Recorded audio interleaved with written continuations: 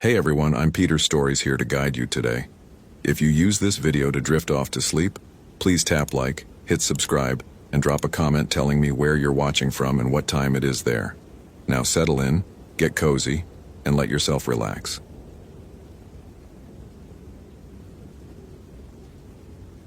The moss had grown over Ashley Nguyen's abandoned pack in patterns that should have taken months, not 3 days. Thomas O'Brien knelt beside it on the Ho River Trail, his Garmin GPS reading 47.597 degrees, 123.935 degree OW, elevation 578 feet. The pack sat upright against a Sitka spruce, partially obscured by sword ferns that seemed to have deliberately arranged themselves around it. 3 days. He'd helped coordinate the initial search when Ashley's hiking partner reported her missing at the ranger station. 3 days, and the pack looked like it had been there since the Clinton administration. The moss wasn't the worst part. The worst part was how the pack faced the trail, positioned as if Ashley had set it down carefully, methodically, before walking into the temperate rainforest. No signs of struggle, no torn fabric, no scattered belongings creating a breadcrumb trail for searchers, just the pack and the moss that shouldn't exist. Thomas pulled a latex glove from his duty belt. His hands didn't shake. They hadn't shaken in 8 months, not since the medication started working. Dr. Brennan at the VA would be proud. He opened the pack's main compartment with the detached efficiency of someone who'd done this before, someone who'd found things in the woods that shouldn't be found. Ashley's permit placed her as a 26-year-old environmental science graduate student from UC Berkeley. Experienced hiker. 10 essentials all accounted for. First aid kit, fire starter, extra clothing, headlamp with fresh batteries, map and compass, knife, emergency shelter, food, water purification tablets, and a space blanket still in its wrapper. Her phone sat in a waterproof case, fully charged but showing no signal. Normal for this section of the Ho. The screensaver was a photo of Ashley with an older couple, presumably her parents, in front of Half Dome. Thomas bagged the phone and the permit. The rest would stay for the evidence team Chief Ranger Morrison was sending from Port Angeles. He stood, knees popping, and scanned the surrounding forest. The Ho rainforest received 140 inches of rain annually, creating one of the most lush temperate rainforests in the continental United States. Sitka spruce, western hemlock, and western red cedar grew to massive proportions here, their trunks wrapped in moss and lichen.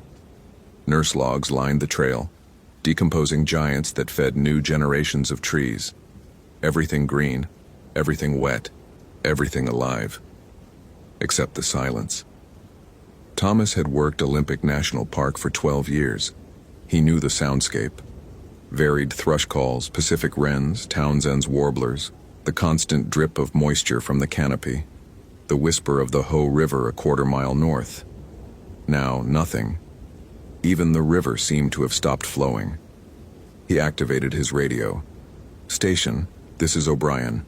Found the Nguyen pack at mile marker 4.7, Ho River Trail. Requesting evidence team and asking to expand search radius to 5 miles.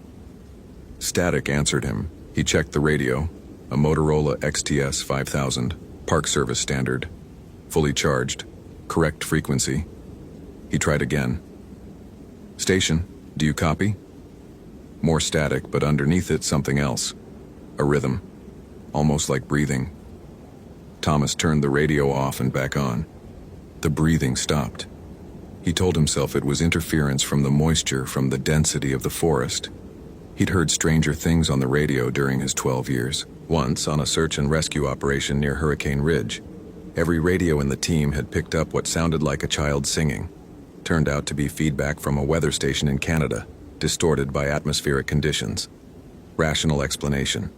Rational explanations. Dr. Brennan had taught him to reach for those first. Before the other thoughts, the ones that wanted to pull him back to 2012, back to the Quinault search. He marked the pack's GPS coordinates in his notebook. He still kept a paper backup, old habits from before digital everything, and continued up the trail. Ashley's hiking partner, a graduate student named David Chen, had last seen her around 6 p.m. on October 23rd. She'd told him she wanted to walk ahead, that she needed some time alone to clear her head. David had continued at his own pace and assumed she'd set up camp at their planned site near 5 Mile Island. When he arrived at 7:15 p.m., no Ashley, no tent, no sign she'd ever been there. That was 3 days ago. They'd found nothing in the initial search. No footprints leaving the trail, no broken vegetation, no clothing snagged on branches. It was as if she'd evaporated. Fourth one in 18 months. Thomas tried not to think about that. Morrison had specifically told him not to think about that. They're not connected, O'Brien. Different circumstances, different locations, different times of year. But they weren't different enough. All experienced hikers. All alone when they vanished. All disappeared between sunset and full dark. All during new moon phases. The trail curved east following the river's contour. The canopy thickened overhead, reducing the October afternoon light to a dim green twilight. Thomas's watch read 4:47 p.m. Sunset would come at 6:08 p.m. He had 90 minutes before he needed to turn back. That was when he saw the first one. It stood 30 feet off the trail between two massive Sitka spruces, not quite shaped like a person, but person-adjacent. A vertical darkness that the forest's natural shadows couldn't explain. It didn't move, didn't react to his presence. Just stood there, a column of black that seemed to absorb light, rather than be created by the absence of it. Thomas stopped walking. His training said to investigate. His instincts, the ones that had kept him alive through 12 years of wilderness work, said to document and extract.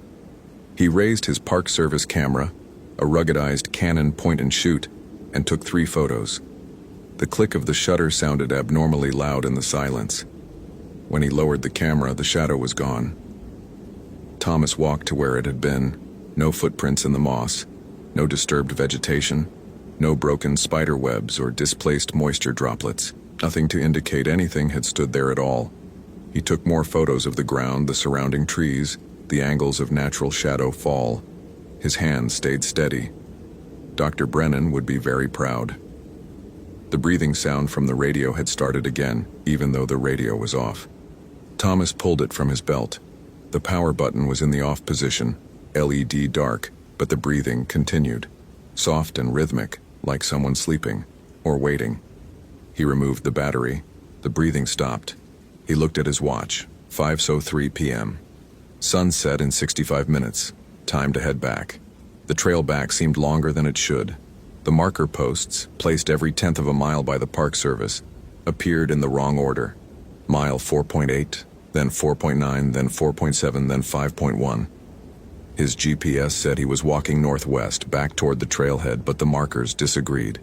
Thomas stopped at marker 4.7, the location where he'd found Ashley's pack, but the pack wasn't there. Neither was the spruce it had been leaning against.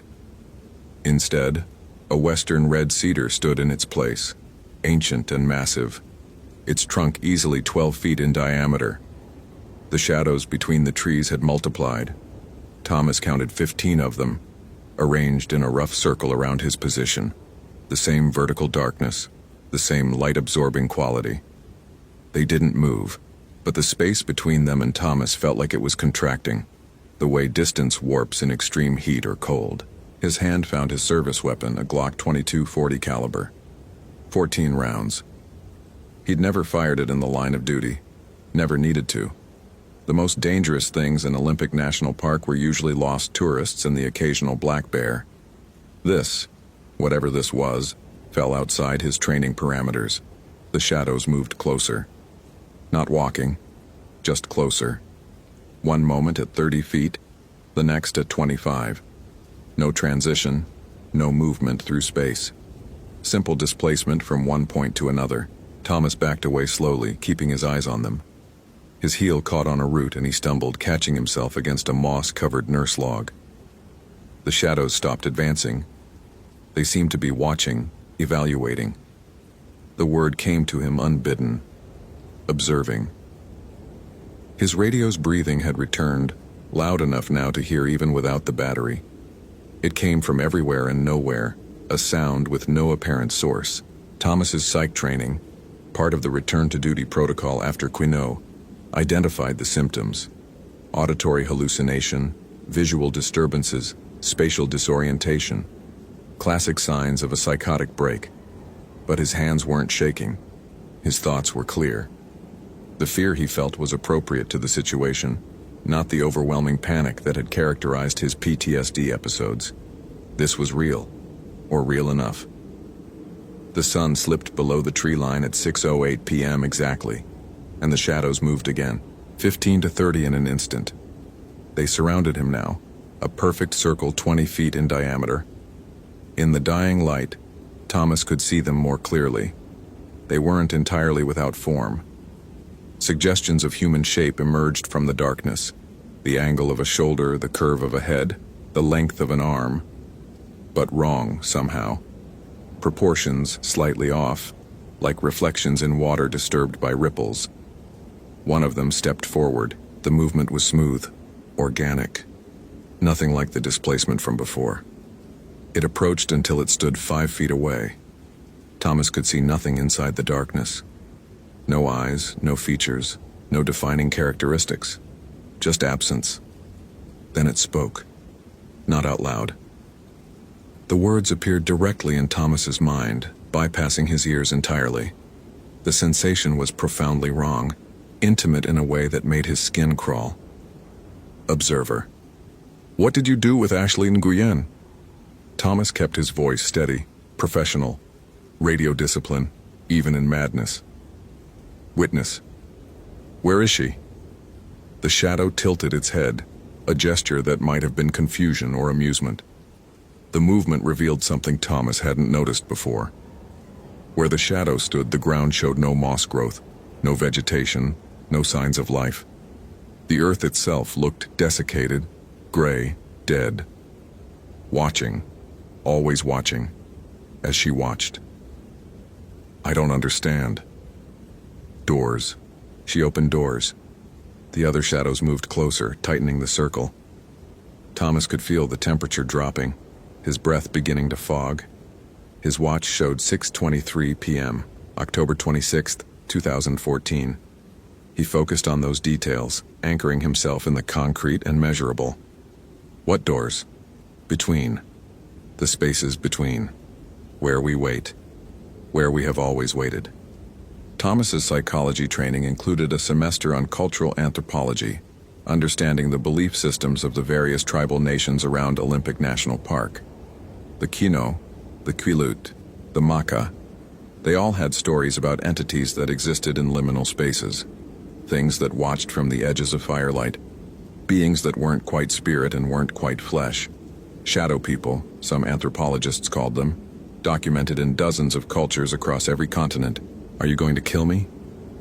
The shadow that spoke tilted its head the other direction. Kill? No. Killing is not watching. Watching is eternal. Then what do you want?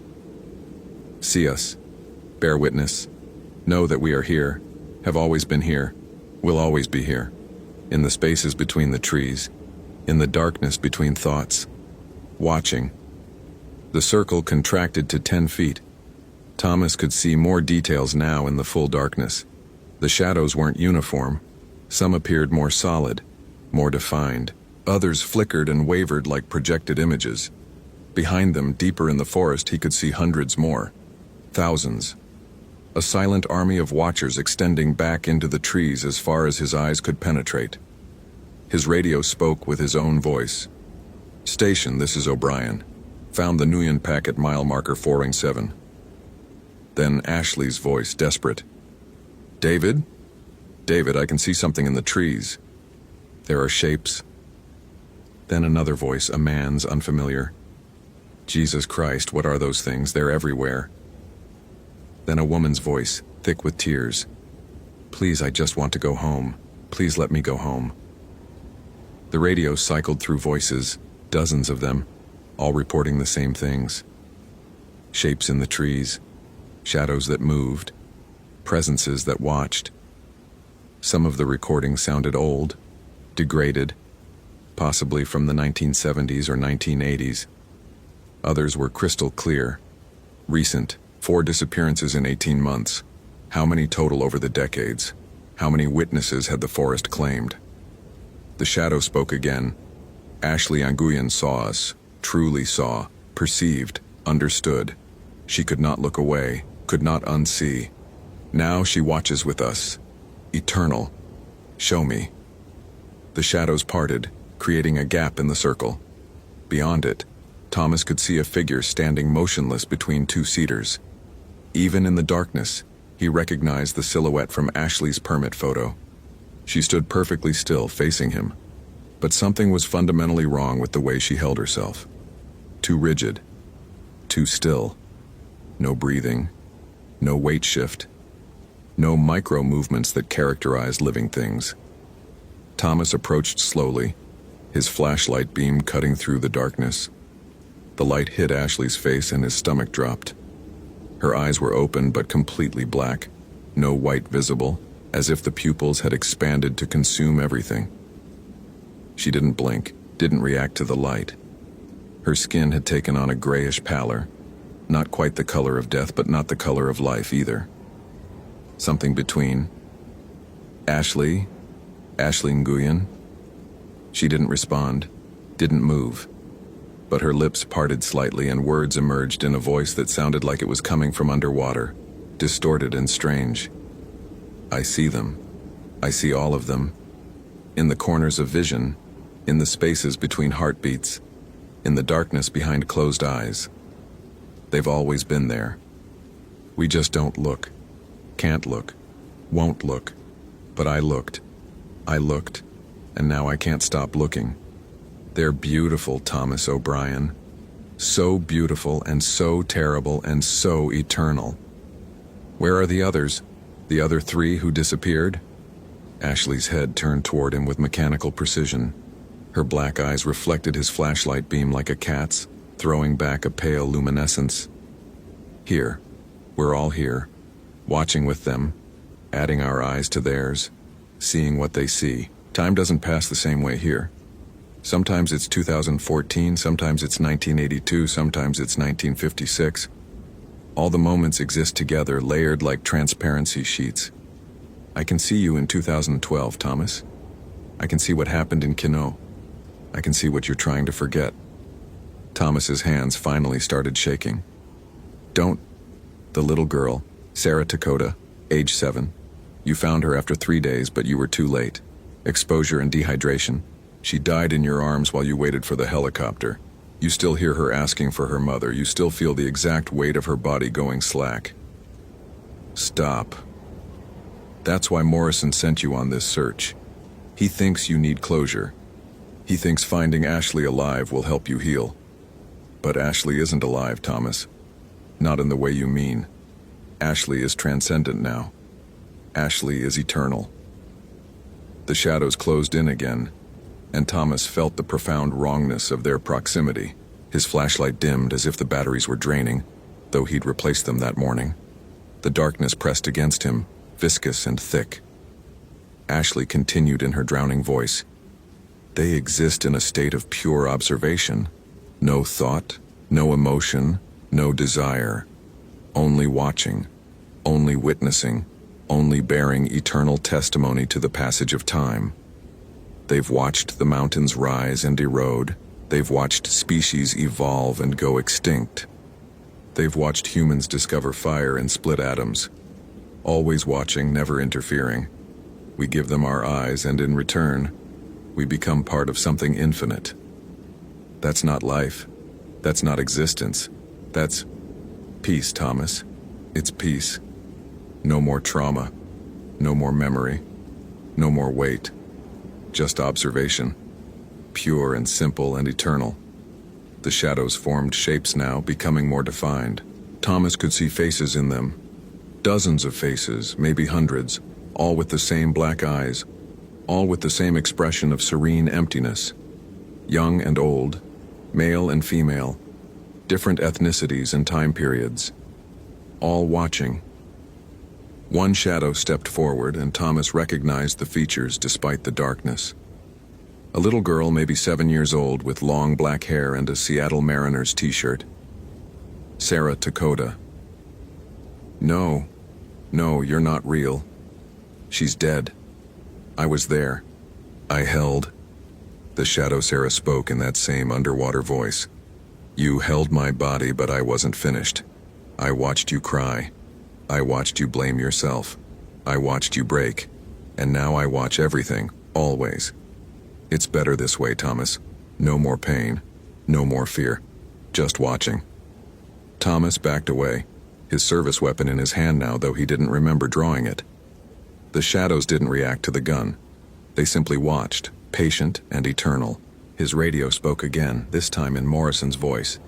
O'Brien returned to station. Immediate. Weather front moving in.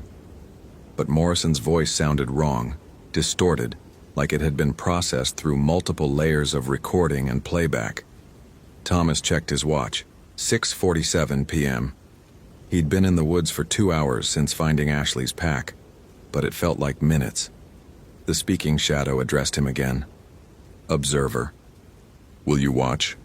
Will you see? Will you bear witness? What happens if I refuse? You leave. You forget. You return to your life of suffering and memory and wait. But you will know we are here. You will feel us watching. In every shadow, every darkness, every moment of solitude, you will know. And if I accept, peace, eternity, observation without end. No more pain, Thomas O'Brien. No more Sarah Dakota's weight in your arms. No more screaming in the night. Only watching, only seeing, only being. It was tempting. God help him, it was tempting. 2 years of therapy, 8 months of medication, countless sleepless nights replaying those 3 days searching for Sarah, the moment of finding her, the helicopter that came too late, the weight that never left. Thomas looked at Ashley, at the serenity in her inhuman face, at Shadow Sarah, no longer cold and small and dead, but eternal and observing, at the hundreds of watchers stretching back into the infinite forest. They offered an end to suffering, an end to being human with all its terrible consciousness and capacity for pain. His finger found the trigger, but not pointed at the shadows, pointed at the ground. He fired once, the muzzle flash illuminating the circle of watchers for a fraction of a second. In that brief light, Thomas saw them more clearly than before, saw the anguish beneath the serenity, the trapped awareness behind the empty eyes, the prison masquerading as transcendence. No, the shadows recoiled from the sound of the gunshot, the first noise to break the silence in what felt like hours. Thomas fired again and again, emptying the magazine into the earth. Each shot pushed the watchers back, creating space, restoring boundaries. When the echoes faded, the shadows had retreated to 30 feet.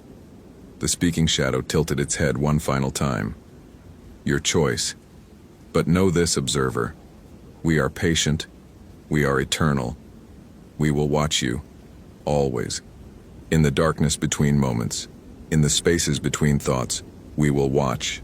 And when you are ready, when the weight becomes too much, we will be here.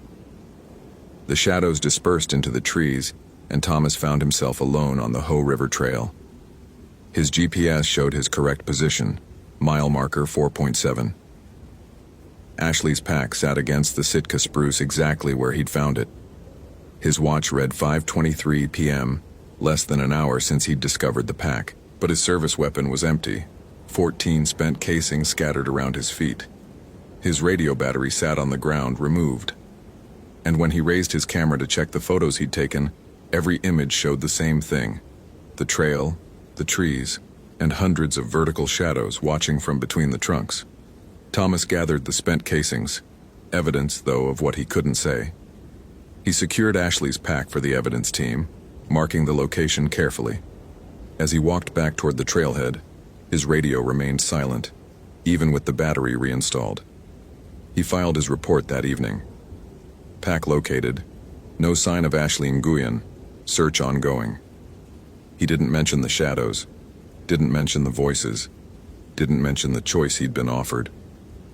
The camera's memory card suffered a corruption error during evidence processing. All photos lost. Nobody questioned it. Technical failures happened constantly in the field. Ashley Nguyen was never found. Neither were hikers 2, 1, or 3 from the previous 18 months. The disappearances stopped for a while after that night. Though Thomas knew it was temporary, the shadows were patient. They had all the time in the world. Thomas continued working Olympic National Park. The medication kept the panic attacks manageable. The therapy helped him process Sarah Takoda's death. He learned to live with the weight, to carry it without breaking. Some nights he woke to the sound of breathing from his turned-off radio. Some days he glimpsed vertical darkness between trees that natural shadow couldn't explain. And every time, he remembered his choice. Dr. Brennan called it progress. Morrison called it dedication. Thomas called it bearing witness. Not to the shadows and their eternal observation, but to the reality they represented.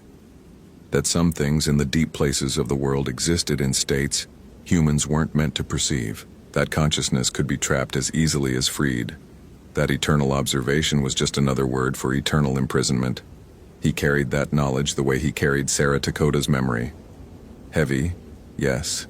Painful, certainly. But his. Human. Real. On November 15th, 2014, 20 days after Ashley's disappearance, Thomas received a package at the ranger station. No return address, postmarked from Forks, Washington. Inside was a digital camera memory card and a note in handwriting he didn't recognize. She wanted you to see. She wanted someone to know. Thomas inserted the card into his computer. It contained a single video file, time-stamped October 23, 2014, 6:18 p.m. Ashley Nguyen's face filled the frame, illuminated by her phone's screen glow. Behind her, darkness. Between the trees, vertical shadows, hundreds of them. Ashley spoke directly to the camera. If you're watching this, I'm gone. Truly gone. Not dead. Something else. There are things in these woods that don't show up on any maps, that don't appear in any field guides. They've been here longer than the trees, longer than the mountains, maybe longer than the sky itself. They watch. That's all they do, but it's enough. They watch, and sometimes people watch back. And once you truly see them, once you acknowledge their existence, they never let you look away. She paused, tears running down her cheeks. I'm not brave enough for what comes next, but I'm too curious to run. That's always been my problem. I see something impossible and I have to understand it. I have to know. So I'm going to look, really look. And whatever happens, I need someone to know it was my choice. Tell my parents I love them. Tell David I'm sorry for walking ahead.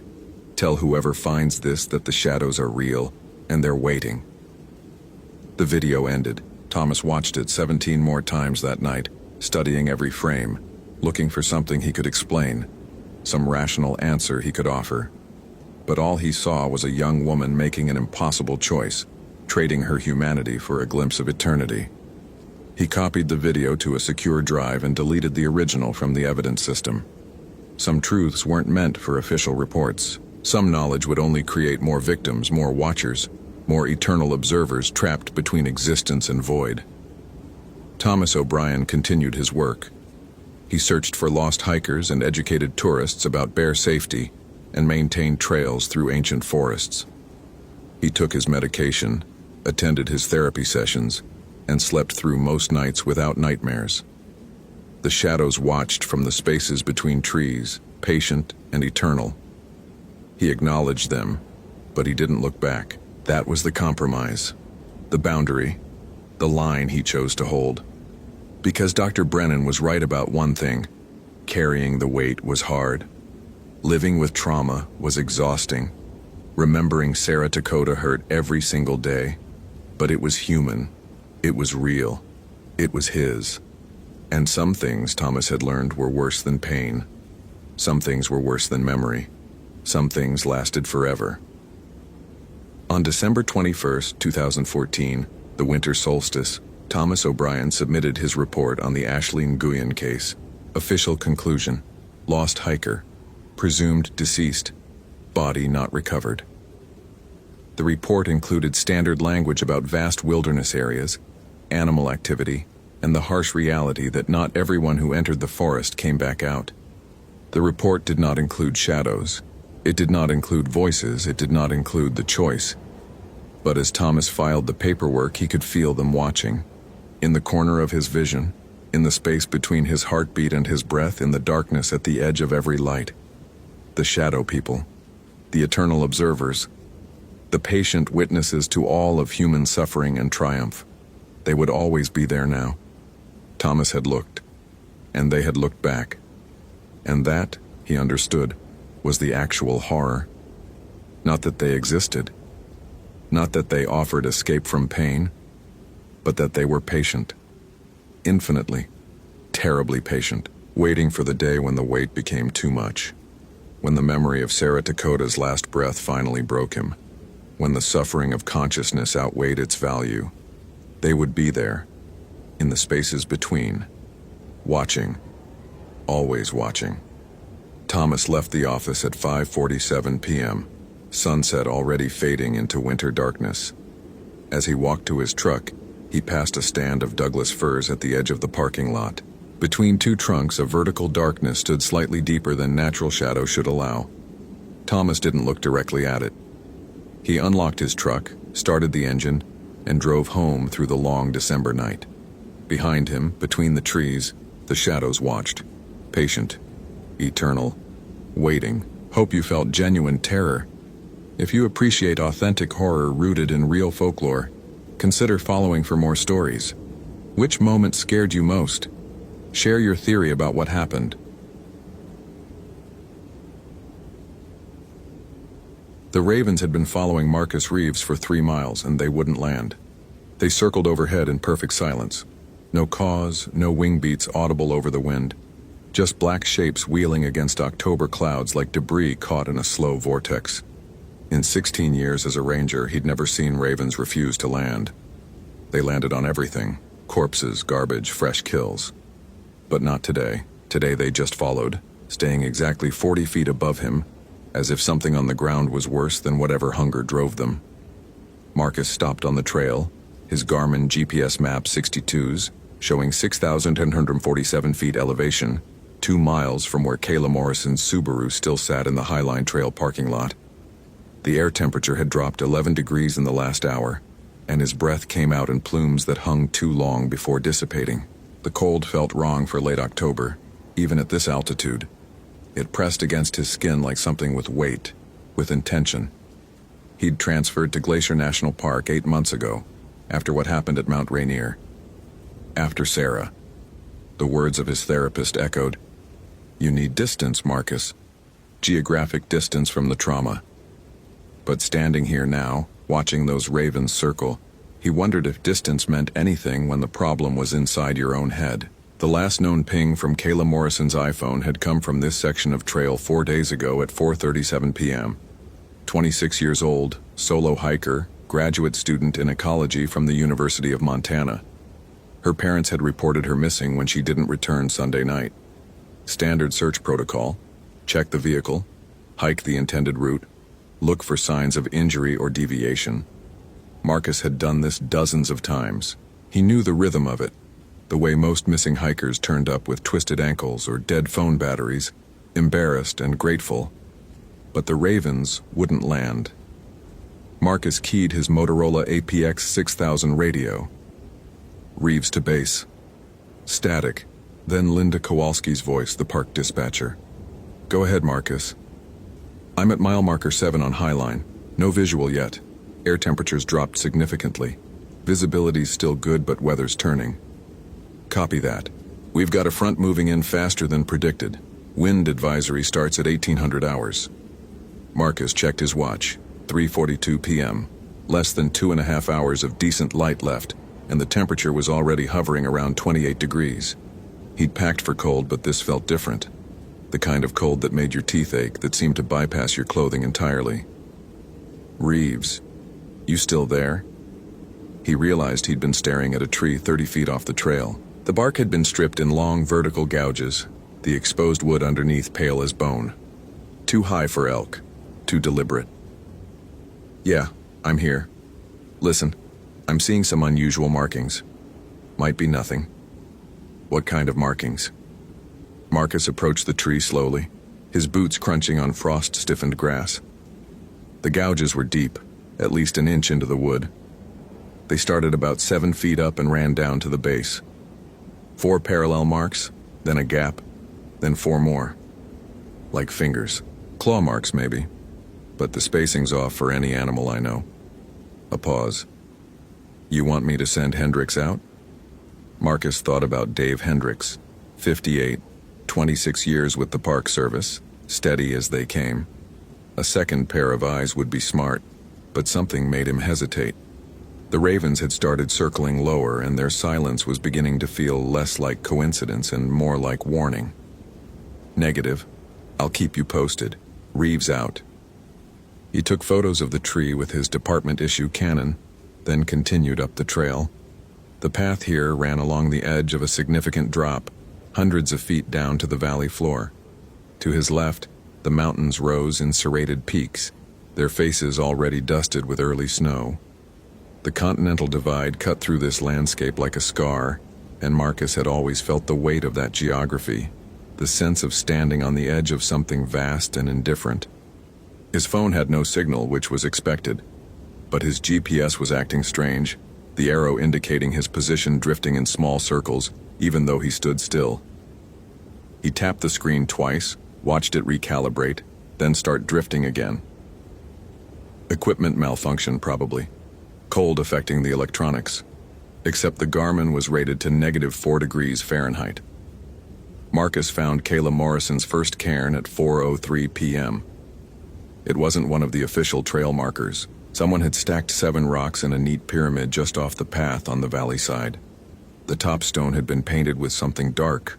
Marcus initially thought it was blood, but when he examined it closely with his flashlight, the substance looked more like charcoal mixed with some kind of oil.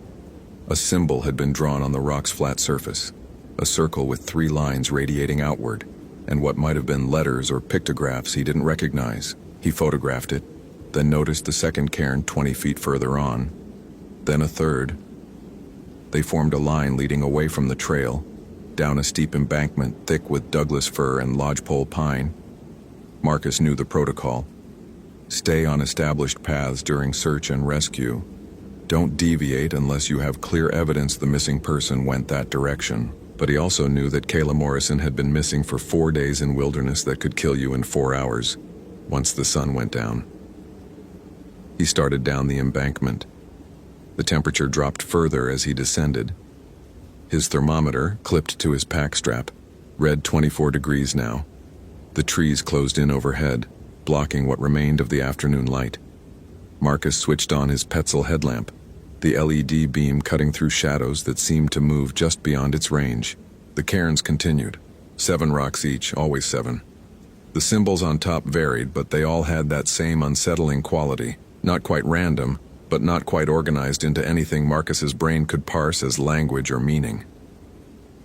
At the 9th cairn, he found Kayla Morrison's day pack. It was partially buried under a thin layer of snow, but the bright purple fabric was unmistakable. Marcus felt his pulse quicken as he pulled it free. The pack was lighter than it should be. He unzipped it carefully, mentally cataloging the contents. 1 empty Nalgene bottle, a granola bar wrapper, a park map with a route marked in pencil, and a small leather journal. No phone, no wallet, no keys. Marcus opened the journal. The first several pages contained field notes about lodgepole pine regeneration patterns after fire disturbance, Kayla's graduate research. The handwriting was neat, methodical, but the later entries devolved into something else. The notes became fragmented. The ranger at the visitor center warned me about the North Trails. Said 3 hikers disappeared last spring. Said it's always the North Trails. Something wrong with the temperature. My thermometer showed 68 degrees an hour ago. Now it's 31. Weather Service said clear skies all week. I keep seeing the same tree. I know that's impossible. I've been hiking east, but every 20 minutes, I pass the same twisted pine with the split trunk. I marked it with chalk the second time. The mark is still there. The final entry was dated 4 days ago, the handwriting barely legible. They're not ravens. They look like ravens, but they don't move right. They don't make sounds. I counted 17 of them, and they're all watching me, and I think I understand now what the ranger was trying to tell me. I think the north trails aren't the problem. I think north is the only direction you're allowed to leave from. Marcus felt something cold slide down his spine that had nothing to do with the temperature. He keyed his radio, but got only static. The signal should have worked fine at this distance, even in the trees. He tried again, adjusting the squelch. Nothing but a hiss that sounded almost like breathing. He clicked his GPS. The screen was blank. Marcus took a breath, held it, let it out slowly. This was the moment his therapist had talked about. The moment when his brain would try to make connections that weren't there, would try to see patterns in random data because that's what trauma did. It made you look for danger in every shadow. But the shadows were moving. He swept his headlamp left and saw them. Dark shapes between the trees, tall and impossibly thin, standing motionless. His light passed over them and they didn't react, didn't move. Just stood there in the spaces between the pines, and Marcus counted 4, then 6, then lost count because they all looked the same, and they were all facing him. His hand went to the canister of bear spray on his belt. He knew, rationally, that these were probably just trees. Shadows cast at strange angles by his headlamp. Pareidolia, the human brain's tendency to see faces and figures in random patterns. But they were breathing. Marcus could see it now. Could see the subtle rise and fall of their chests. Could see the vapor of their breath in the frigid air.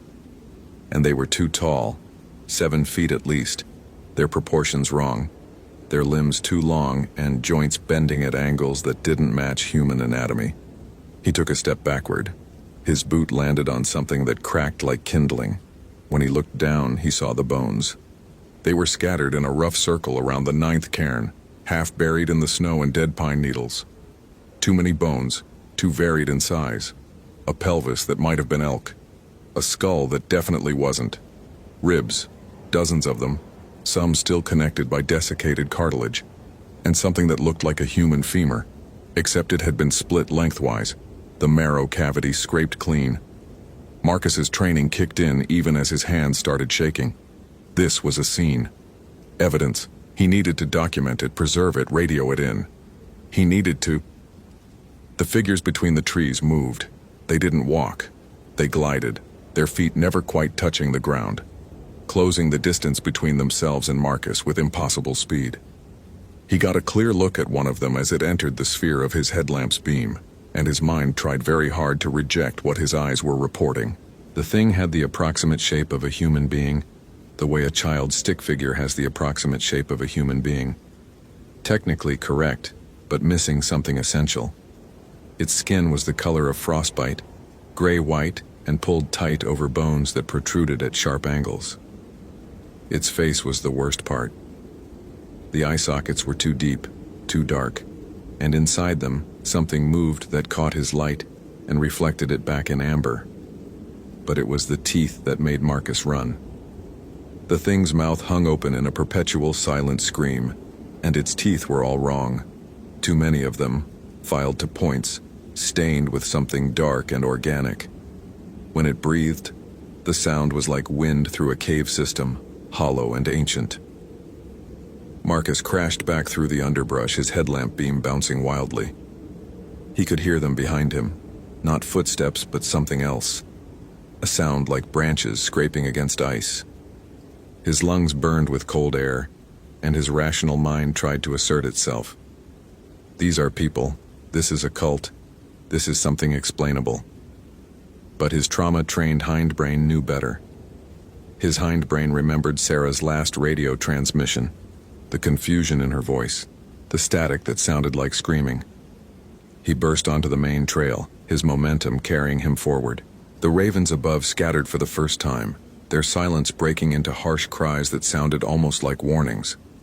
Marcus risked a glance back and saw the figures at the tree line, 7 of them now, standing perfectly still, watching.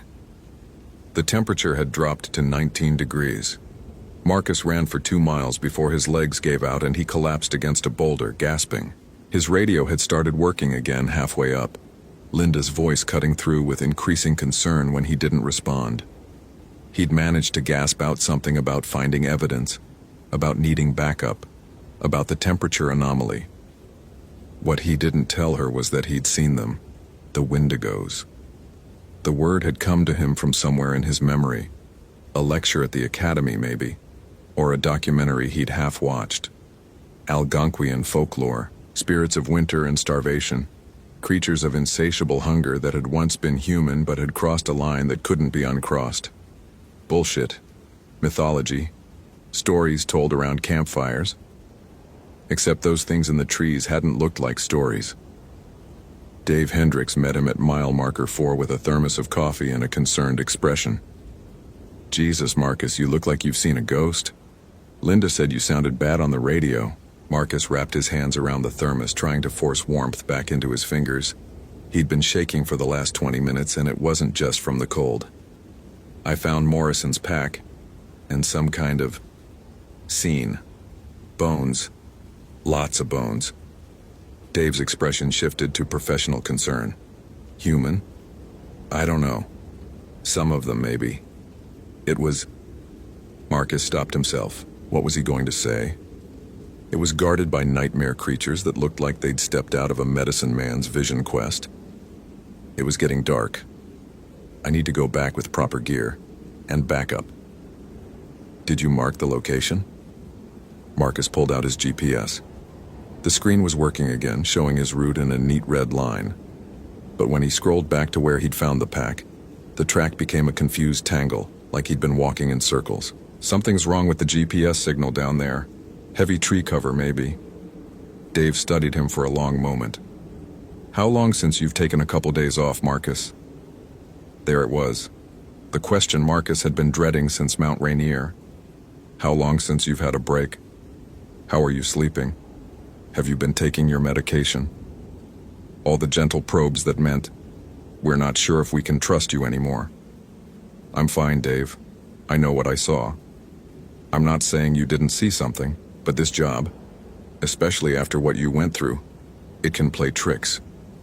The mind tries to protect us by making sense of the senseless, and sometimes it makes connections that aren't really there. Marcus wanted to argue, but he'd had the same thought. That's what made it so insidious. His therapist's voice in his head. PTSD can cause hallucinations, especially under stress. Your brain is trying to reconcile what happened to Sarah by finding patterns, by making it make sense. But Sarah hadn't been a hallucination. Sarah had been his partner, and she'd disappeared on a routine trail check, and they'd found her 3 days later at the bottom of a ravine that she had no reason to have been anywhere near. The official report said she'd fallen, become disoriented, suffered a head injury. But Marcus had read the autopsy report, the part they didn't include in the official findings. The part about the bite marks. I need to go back, Marcus said. Tomorrow, first light, with a team. Dave nodded slowly. I'll clear it with Henderson, but Marcus, if we don't find anything, then I'll take that vacation everyone keeps suggesting. They hiked back to the trailhead together, Dave keeping up a steady stream of conversation about normal things. His daughter's college applications, the roof repair on his cabin, the elk migration patterns this year. Marcus tried to engage, tried to pretend his mind wasn't replaying the image of those figures gliding between the trees, their two long limbs and hollow breathing. The parking lot was empty except for their vehicles and Kayla Morrison's Subaru. Marcus's truck thermometer read 42 degrees, normal for late October at this elevation, as if the last 4 hours had been a dream. He sat in his truck for a long time after Dave left, engine running, heater blasting. His hands had finally stopped shaking. The radio chatter was routine, a couple checking into Granite Park Chalet, a hiker with a non-emergency question about bear activity, Linda going through the end-of-shift protocols. Marcus pulled out his phone and did something he'd promised his therapist he wouldn't do. He searched for information about Sarah's death. The official Mount Rainier incident report was brief and bureaucratic, but diving deeper into local news archives, Marcus found what he was looking for. A small article from a Seattle alt weekly that the Park Service had managed to get pulled from most mainstream outlets. The journalist had interviewed a Puyallup elder who lived near the park boundary. The elder had talked about the Stick Indians, spirits of the forest that led people astray, about how there were places in the deep woods where the rules were different. where things that should stay buried sometimes walked around. The article ended with a quote that made Marcus's chest tighten. The rangers don't like to talk about it, but they know. Every park has them. The trails where people disappear. Always the same trails. Always when the temperature drops. Marcus closed his phone and stared at Kayla Morrison's Subaru. There was a parking permit on the dashboard dated 6 days ago. A University of Montana decal on the rear window. A bumper sticker that read, "Not all who wander are lost." His phone buzzed. A text from Linda. "Henderson approved your request. Team of 5s, 0700 tomorrow. Get some rest." Rest. As if he could sleep after today. Marcus drove back to his cabin as the sun set behind the mountains, painting the sky in shades of blood and bruise. The ravens followed him for the first 3 miles, then peeled off all at once as if they'd escorted him to some invisible boundary. He spent the evening going through his field guide to North American wildlife, trying to find anything that matched what he'd seen. Bears didn't move like that. Mountain lions didn't stand upright. Wolves didn't have those proportions. He knew this was futile, knew he wasn't going to find a biological explanation in a field guide, but it gave his hands something to do besides shake.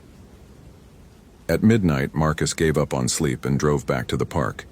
He told himself he was just checking equipment for tomorrow's search. But he found himself parked at the Highline trailhead again, staring at the dark mouth of the trail. The temperature was 26 degrees. Marcus got out of his truck, which was stupid. He had no authorization for a night search, no backup, no real plan. But his body seemed to be operating on its own. Some part of his brain that had been in command since Sarah died now making decisions without consulting the rational parts. He pulled on his pack, checked his headlamp, and started up the trail. The night was perfectly still. No wind, no animal sounds, just his boots on frozen ground and his breathing in the dark. The beam of his headlamp created a small bubble of visibility, beyond which the darkness felt absolute, textured, almost solid. Marcus reached mile marker 7 and stopped. The ravens were back, invisible in the darkness but present. He could feel them overhead, could sense the weight of their attention. His GPS was malfunctioning again, the screen showing his position as a blur of possible locations. The temperature had dropped to 17 degrees. He found the embankment and started down, following the route he'd memorized during his panicked retreat. The cairns appeared one by one in his headlamp beam, their symbols seeming to glow faintly in the LED light. At the 9th cairn, the bones were still there, but something had changed. They'd been arranged into a pattern, a spiral that led inward to a cleared space where the snow had been brushed away, revealing dark earth underneath. In the center of the spiral was a satellite phone, Kayla Morrison's, judging by the bright purple case that matched her pack. Marcus approached slowly, his bear spray ready even though he knew it would be useless against what he'd seen in these trees. The phone's screen was cracked but still functional. He pressed the power button and the device flickered to life, showing a single unsent text message in the composition field. "They're not killing us. They're waiting for us to become like them. I can feel it happening. The hunger. I haven't eaten in 3 days, but I'm not hungry for food anymore. I'm hungry for something else. The cold doesn't bother me now. Nothing bothers me. I understand what they are. I understand what I'm going to be." The message was addressed to a number Marcus didn't recognize. Timestamp: 3 days ago, 11:47 p.m. A sound behind him, that scraping ice sound, made Marcus spin around. The figures were there again, closer this time, close enough that his light caught details he wished it hadn't. Their ribs were visible through translucent skin. Their fingers were too long, the nails thick and yellowed like horn. And their eyes. Those weren't eyes at all, but empty sockets where something else lived. Something that looked at him with an intelligence that was alien and ancient and starving. One of them opened its mouth wider than any human jaw should open and spoke. The voice was like wind through dead trees, like ice cracking on a frozen lake. But the words were English. She tasted the cold. Now she belongs to winter. Marcus's mind fractured a little at that moment. Part of him, the trained ranger, the rational man, tried to find an explanation. Audio hallucination, exhaustion, mental breakdown. But another part, the part that had been growing since Sarah's death, accepted what his eyes and ears were telling him. There were things in the world that didn't fit into the neat categories of his training. There were places where the normal rules didn't apply, and he was standing in one of those places right now. "Where is Kayla Morrison?" His voice came out steady, which surprised him. The figure tilted its head at an impossible angle. In the cold, in the hunger, in the space between heartbeats where the body realizes it's already dead, another figure emerged from the trees. This one was different, more recent, its transformation less complete. It still wore the tattered remains of clothing, though the fabric hung from a frame that had been stretched and distorted. Its face retained some human features, but they were sliding away like wax near a flame. The thing that might have been Kayla Morrison reached out with hands that had grown too many fingers, and Marcus saw that she was holding something, a human femur, split and scraped clean, exactly like the ones scattered around the cairn. "The hunger," she said, and her voice was more human than the others, but fading fast. "The hunger never stops. I ate everything, all my food. Then I ate the bark off trees. Then I ate the pine needles. Then I found the bones and I ate those too. And they tasted so good, Marcus. They tasted so good and I wanted more, and then they came and they showed me where to find more. And I'm so hungry. I'm so hungry all the time." Marcus took a step back, then another. His training was screaming at him to help her, to attempt a rescue, but his survival instinct knew better. Whatever Kayla Morrison had been, she wasn't that anymore. "The cold is mercy," the first figure said. "The cold ends the confusion. The cold makes the hunger make sense." The temperature had dropped to 11 degrees. Marcus could feel ice forming in his beard, on his eyelashes. His breath came in desperate gasps that burned his throat. And with the cold came the hunger. It started small, just an awareness that he hadn't eaten since breakfast. But it grew with terrifying speed, becoming a gnawing ache in his stomach. Then a consuming need that pushed every other thought aside. Food. He needed food. He'd give anything for food. He'd do anything. Marcus's hand went to his pack, pulled out an energy bar with fingers that were going numb. He ripped open the wrapper and shoved the bar into his mouth, but it tasted like sawdust, like nothing, like it couldn't possibly satisfy the hunger that was expanding inside him like a living thing. "The cold changes the appetite," the figure said. "The cold teaches new hungers." And Marcus understood. This was how it happened. This was how the transformation began. Not with violence, but with need, with a hunger that normal food couldn't satisfy, with cold that rewrote the body's priorities until survival meant abandoning everything that made you human. He thought of Sarah, wondered if she'd felt this same hunger in her final hours, wondered if she'd given into it. But Sarah had taught him something in their years as partners. She'd taught him that the moment you gave up, the moment you accepted the impossible situation, was the moment you lost. So Marcus did the only thing he could think of. He ran. The figures didn't chase him. They didn't need to. The cold was the chase. The hunger was the chase. And both were gaining ground with every step. Marcus crashed through the underbrush, his headlamp beam bouncing wildly, his lungs screaming. The hunger was so intense now that it was making him dizzy, making him see things that weren't there. Movement in the corner of his vision, shapes that might have been more of those creatures, or might have been his mind unraveling. He burst onto the main trail and kept running, his GPS completely dead now, navigating by instinct and desperation. The cold was pursuing him like a physical thing, like it had mass and intention. His thermometer read 7 degrees, then 4, then 1.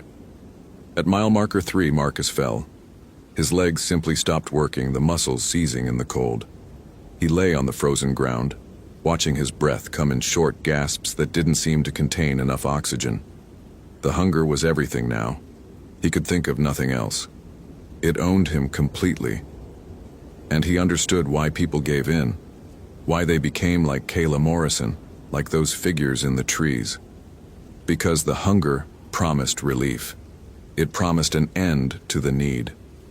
All he had to do was accept it, let it in, let it teach him what to eat. But in his pocket his phone buzzed. No signal, no connection, but the alarm he'd set was going off. 6:30 a.m. Time to start the search with Dave and the team. That tiny piece of normal reality, that mundane alarm clock, cut through the hunger like a blade through fog. Marcus forced himself to focus on it, to remember that there was a world outside this cold, outside this need. A world where alarms went off and people made breakfast and search teams assembled to look for the lost. He pulled himself to his feet, his body screaming in protest. The cold had retreated slightly, not gone, but less immediate. The hunger was still there, but he could think around it now, could recognize it as the weapon it was. Marcus staggered toward the trailhead, his headlamp battery dying, the first gray light of dawn beginning to leak into the eastern sky. Behind him, he could hear that scraping sound growing fainter, as if the things in the woods couldn't follow him past some invisible boundary. He reached the parking lot as full dawn broke, the temperature climbing rapidly to 38 degrees. Dave's truck was already there along with 2 others, the full search team assembling as planned. They looked at him with expressions that shifted from concern to alarm as he got closer. "Jesus Christ, Marcus," Dave said, grabbing his arm. "You've been out here all night, your lips are blue, you're hypothermic." Marcus let Dave guide him to a truck, let someone wrap him in an emergency blanket, let the questions wash over him without really answering. He was alive. He was out. The hunger was fading, replaced by normal, manageable human hunger that could be satisfied with normal human food. But it would come back. He knew that now. The cold had touched him, and once touched, you were marked. Once you'd felt that hunger, some part of your brain would always remember it, would always know that there was something else out there, something that couldn't be satisfied by anything you'd find in a grocery store. "We found her," Marcus said finally, his voice raw. "Kayla Morrison. Or what's left of her. She's gone." "Gone how?" Linda had arrived, her dispatcher efficiency sharp even in the field. How did he explain? How did he tell them that Kayla Morrison had transformed into something that was no longer human, that she was out there in the woods with others like her, waiting for the cold to bring them more victims? How did he explain without sounding like he'd lost his mind? "She didn't make it," Marcus said. "I found evidence. We need to recover the body."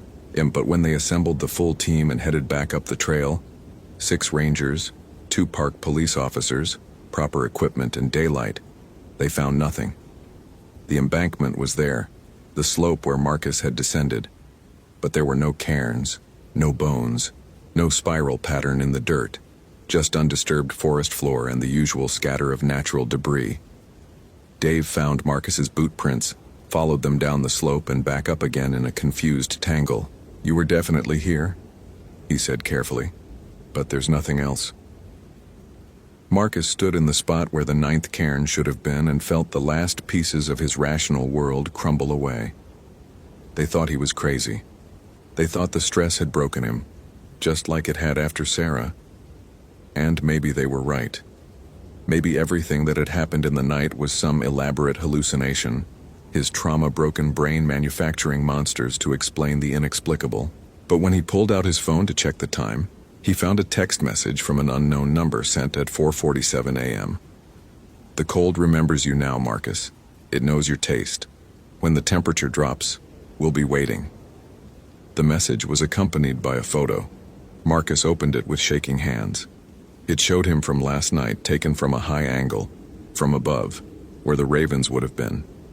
In the photo, he was on his knees in the snow, and his face was tilted up toward the camera. His eyes in the photo were catching the headlamp light and reflecting it back in amber. Marcus deleted the message, powered off his phone, and told the team he'd been mistaken about the location. They spent another 6 hours searching the area before Henderson called it off. Kayla Morrison was officially listed as missing, presumed dead due to environmental factors. Her parents would be notified. The case would remain open, but inactive. That night, alone in his cabin, Marcus packed his essentials. He'd put in for a transfer within the hour, somewhere warm, somewhere the temperature never dropped low enough for the cold to remember him. Florida, maybe, or New Mexico, somewhere the ravens didn't gather. But as he loaded his truck in the darkness, he felt the temperature drop. Just a few degrees at first, then a few more. The thermometer on his porch read 53, then 47, then 39. In the tree line at the edge of his property, Marcus saw movement. Dark figures standing perfectly still, watching, waiting. The cold was patient. The cold could follow. The cold had been here long before the parks were established, before rangers walked these trails, before anyone thought to map this wilderness and pretend it could be managed. And the hunger, that was patient too. Marcus got in his truck and drove. He didn't stop driving until the thermometer read 72 degrees and the landscape was flat and featureless, and there wasn't a mountain in sight. But even then, even hundreds of miles from Glacier National Park, he felt it sometimes when the sun went down and the temperature dropped just a little. The hunger, waiting. The cold, remembering. And somewhere in the mountains, Kayla Morrison and the others walked the trails after dark. Their transformation complete, their own hunger never satisfied. They'd wait for the next hiker who strayed too far from the marked paths. The next person who dismissed the warnings as superstition. The next victim the cold would claim. Because that's what the Wendigo did.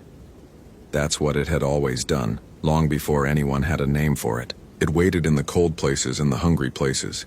And it taught people that there were appetites that couldn't be satisfied, that there were transformations that couldn't be undone, that there were prices for wandering alone in the wilderness that no one mentioned in the trail guides. Marcus never returned to Glacier, but he heard years later that another ranger had disappeared on the Highline Trail. Then another. Always in October. Always when an unexpected cold front moved through. Always on the North Trails, where the ravens circled but never landed. And he understood what he should have understood from the beginning. There are places in this world where the old rules still apply. Places where the hunger isn't metaphor but reality. Places where the cold isn't just weather but something alive, something waiting, something that remembers every person it's ever touched. He'd been one of the lucky ones. He'd gotten out. But late at night, when the temperature dropped and he felt that particular quality of cold that seemed to reach past his skin and into something deeper, Marcus would check the locks on his doors and windows. He'd turn up the heat until his small apartment was stifling. And he'd remember the figures in the trees and Kayla Morrison's amber eyes and the promise the cold had made.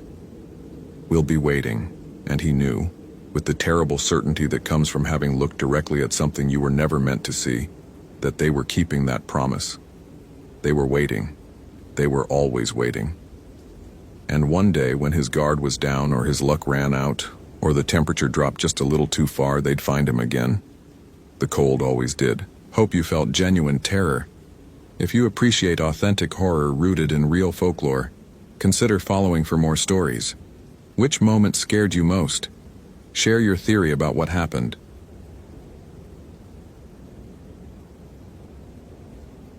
Sarah Brennan's thermal imaging camera picked up the heat signature at 11:47 p.m.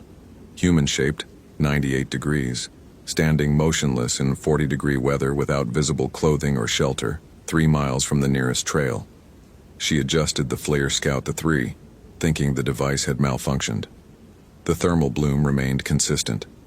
A human form, radiating body heat, positioned at coordinates N48.5167, W1 21.0842, roughly 200 yards northeast of Cascade Pass. The elevation read 5,147 feet according to her Garmin GPS.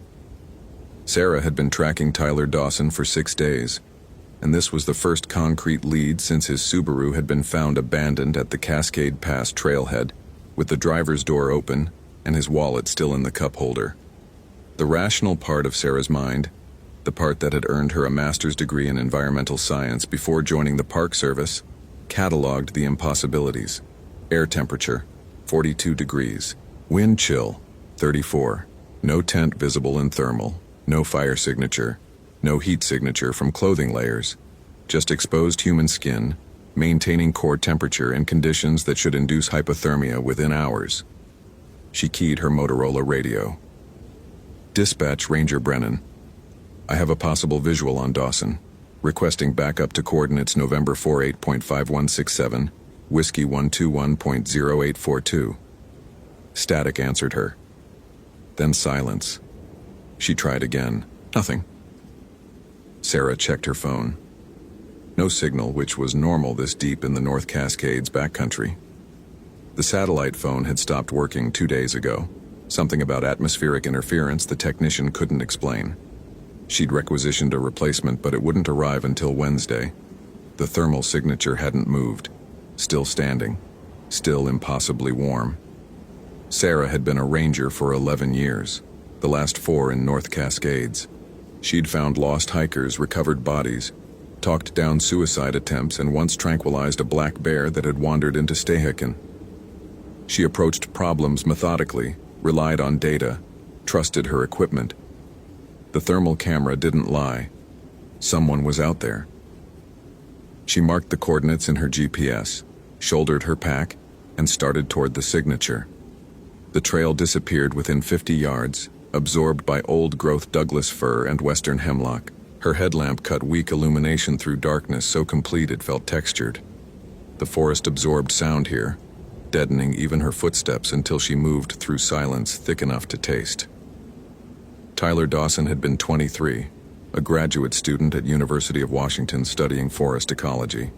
His research focused on mycorrhizal networks, the fungal connections between tree roots that some scientists called the wood wide web.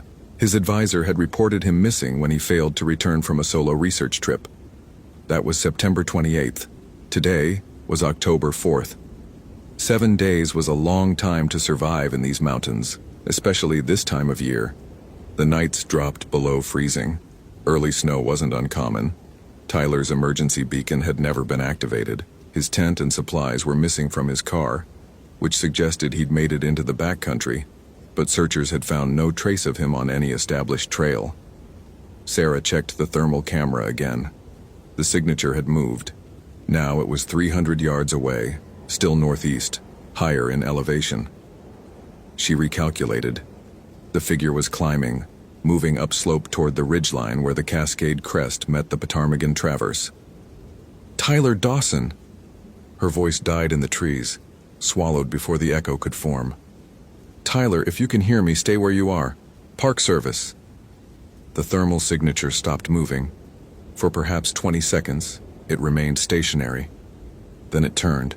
She watched the heat bloom rotate and faced her direction. Sarah's throat went dry. The distance was too great for normal human hearing, especially with the forest's acoustic dampening. But the figure had stopped exactly when she shouted, as if it had heard her, as if it had been waiting to hear her. She continued forward, now acutely aware of every sound her boots made against the undergrowth. The terrain grew steeper. Her breath came harder. At 5,900 feet, the air carried less oxygen than her body wanted, and she'd already hiked 9 miles that day. Her quadriceps burned. She focused on the pain because it was quantifiable, real, something her mind could catalog and contextualize. The thermal signature remained motionless, waiting. Sarah emerged into a small clearing where a rockslide had torn through the forest sometime in the past decade. Moonlight penetrated here, turning everything silver and shadow. She killed her headlamp, letting her eyes adjust. The thermal camera showed the figure approximately 100 yards ahead, just beyond the clearing's far edge. That's when she smelled it. The odor arrived on a wind that shouldn't exist in the clearing's protected bowl. Cold air that tasted of iron and rot and something else. Something that reminded Sarah of the cadaver lab where she'd taken anatomy as an undergraduate. Decomposition had a specific chemical signature, putrescine and cadaverine, the aptly named compounds produced when tissue broke down. But this smell carried an additional note, sharp and alkaline, like ammonia mixed with spoiled meat. Sarah pulled her flashlight and swept it across the clearing's far edge. The beam caught something reflective. Eyes, she thought at first. Then she registered the objects properly. Metal, specifically carabiners and climbing hardware scattered across the rocks like breadcrumbs. She approached carefully, documenting each item with her phone's camera. A black diamond carabiner, a Petzl belay device, 50 feet of climbing rope, cut cleanly through the middle. The rope's ends weren't frayed from wear. They'd been severed deliberately, the synthetic fibers showing the characteristic melt pattern of a hot blade. Sarah bagged the evidence, marking each with coordinates and timestamps. The equipment was high quality, well-maintained, recent. She checked Tyler's gear list from his missing person report. He'd brought climbing equipment. His research site required accessing steep terrain where certain mycorrhizal species grew. The thermal camera showed no heat signature now. The figure had vanished. Sarah swept the device in a full circle. Nothing. No heat blooms anywhere within its 200-yard range. The forest had swallowed whoever, whatever, had been standing there.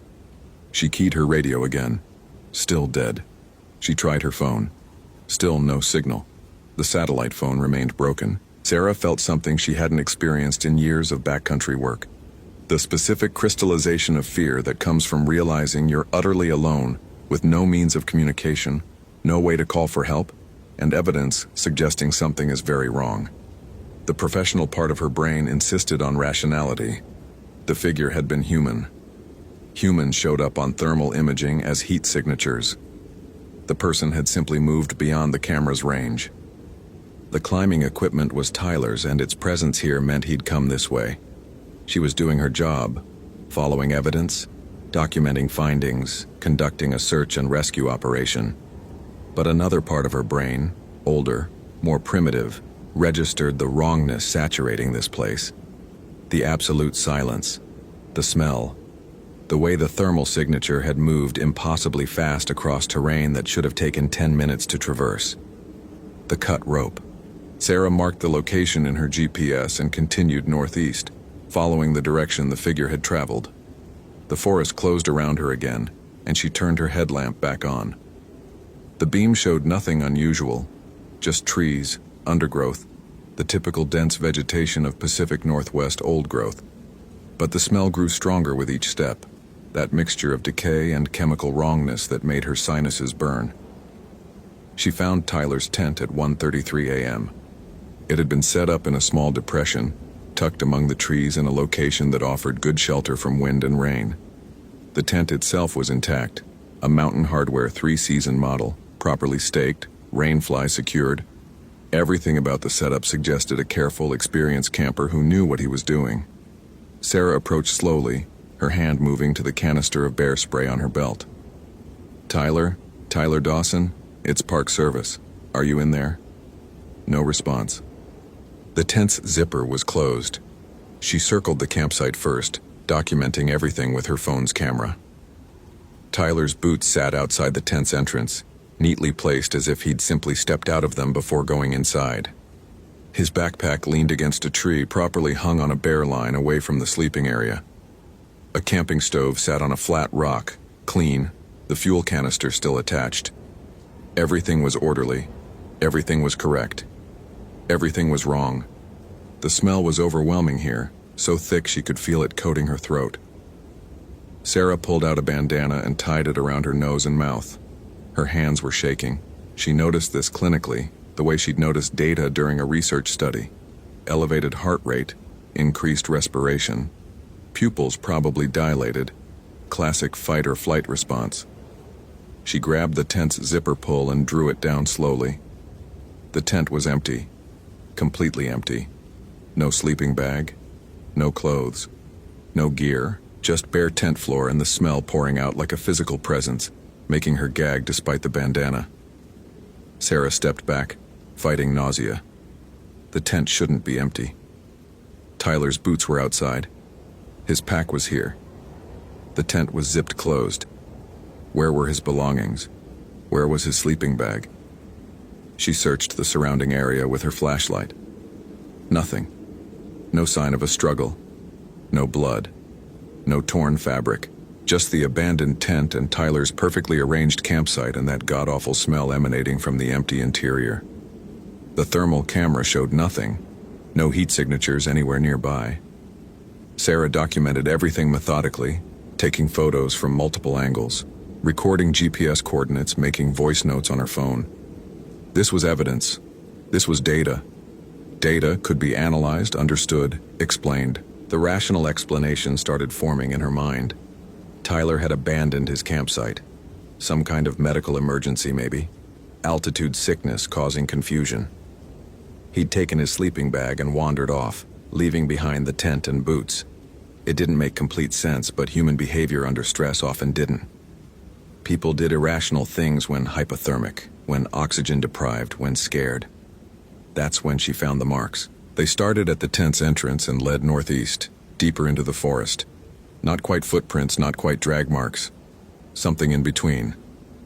Sarah crouched down, examining them with her flashlight. The impressions in the soft earth were elongated, roughly human-sized. But the pattern was wrong. Too widely spaced. The depth inconsistent, as if whatever made them had been moving with an unusual gait. She photographed the marks, placed a compass for scale, noted the direction. Northeast. Always northeast, toward the higher elevations where the tree line gave way to alpine terrain. Sarah followed the trail. She had no choice. This was what rangers did. You followed the evidence. You found the lost. You brought people home. The marks led up slope for approximately a quarter mile before they stopped abruptly at a patch of bare granite. Sarah swept her flashlight across the rock face. No blood, no tissue, no sign of what had happened here. The trail simply ended, as if the person making it had been lifted straight up into the air. She looked up. The trees formed a canopy overhead, their branches interlocked in patterns that seemed deliberate, geometric, wrong. Sarah had a degree in forest ecology.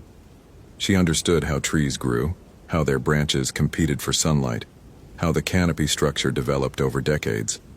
These branches formed shapes that shouldn't occur naturally, angles too precise, spacing too regular.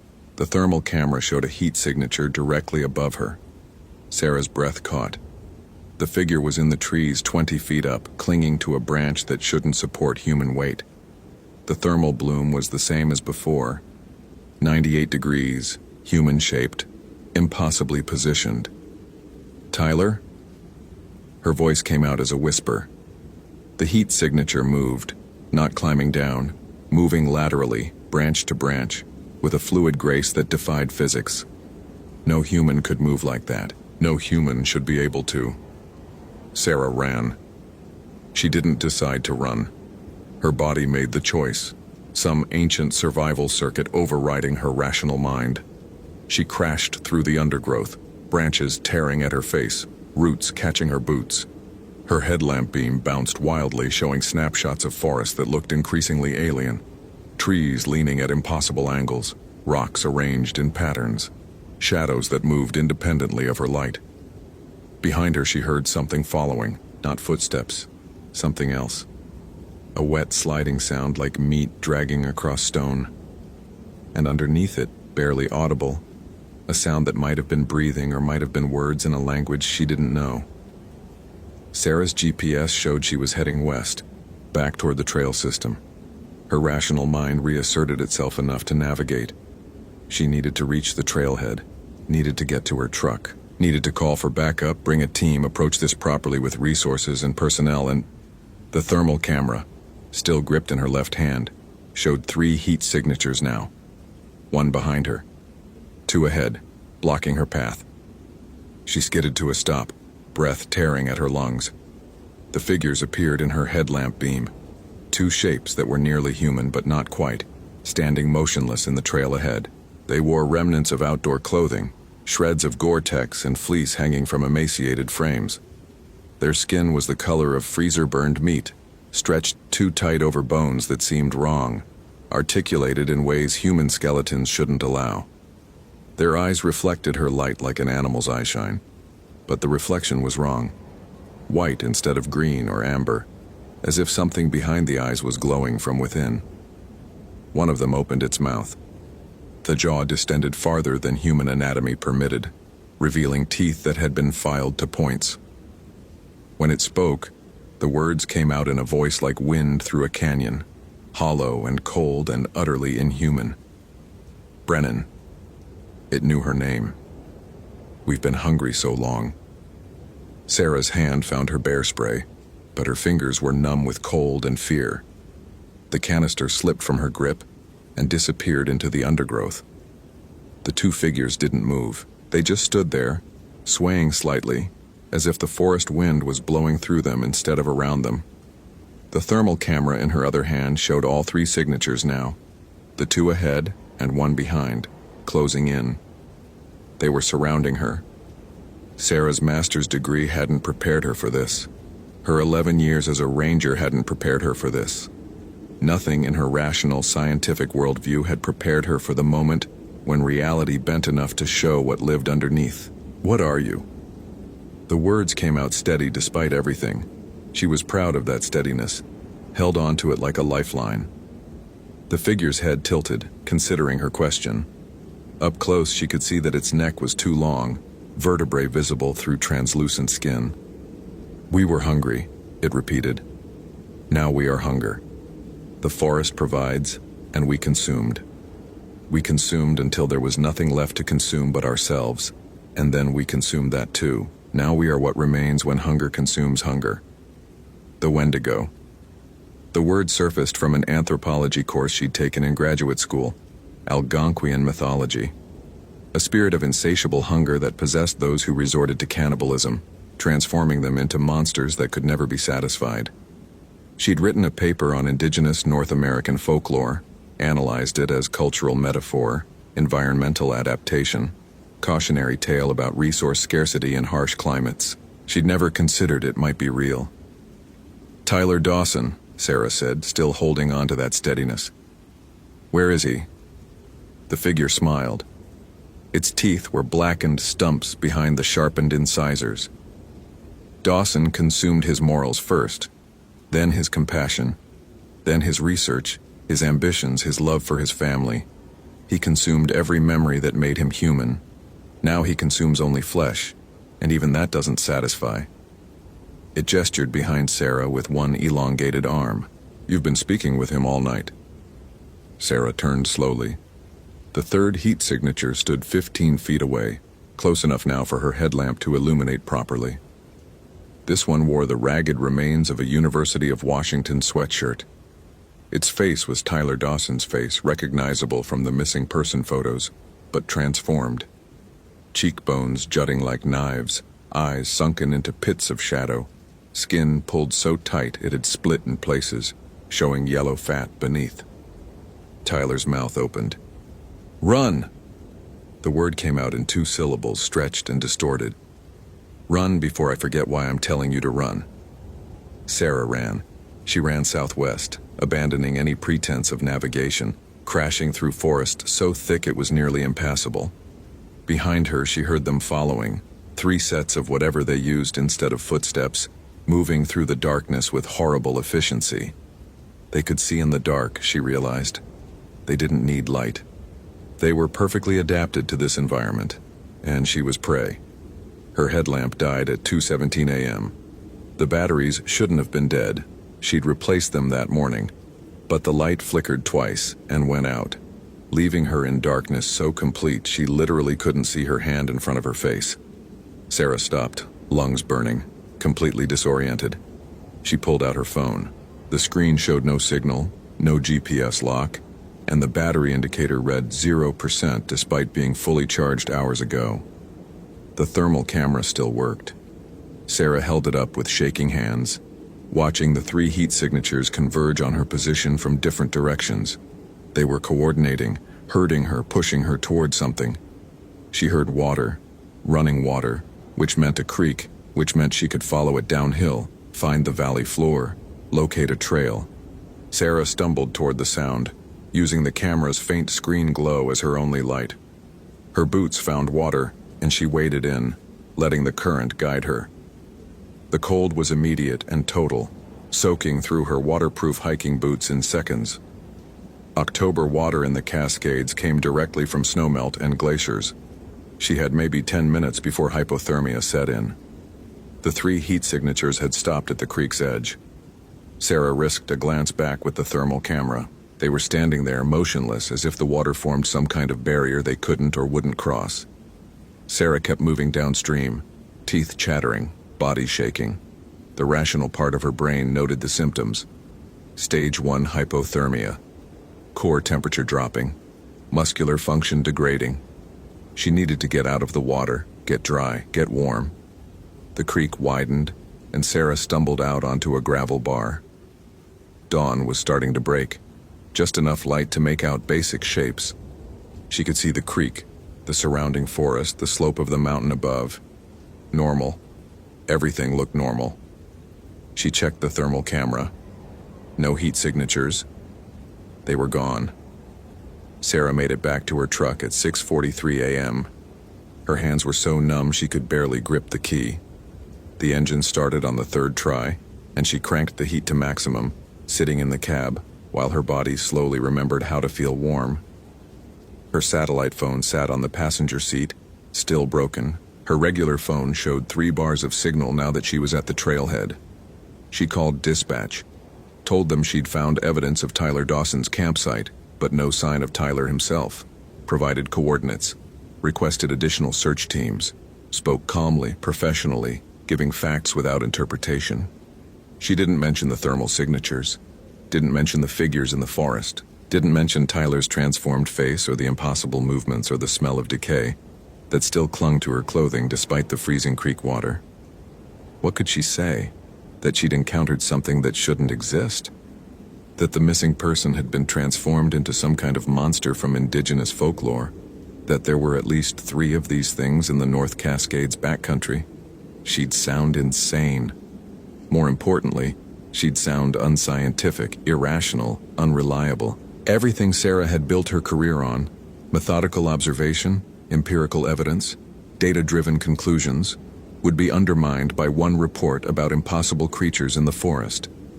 But she had evidence. Sarah pulled out her phone and opened the photo gallery. The pictures she'd taken showed Tyler's campsite, the climbing equipment, the marks in the ground. But when she zoomed in on the images, she saw nothing. Just forest. Just trees. The photos showed empty clearings where she'd documented Tyler's tent. Bare ground where the climbing gear had been scattered. Normal branches where she'd seen geometric patterns. The thermal camera's memory was worse. Every heat signature she'd recorded showed as corrupted data, pixels scattered into meaningless noise. The GPS coordinates were wrong too, pointing to locations that were impossible, coordinates that would put her in the middle of solid granite or 1,000 feet in the air. Sarah sat in her truck, staring at the evidence that wasn't evidence, the proof that proved nothing. The search teams arrived at 9:15 a.m. 6 rangers, 3 search and rescue volunteers, 2 K9 units. They found nothing. Tyler Dawson's campsite didn't exist. The climbing equipment was never recovered.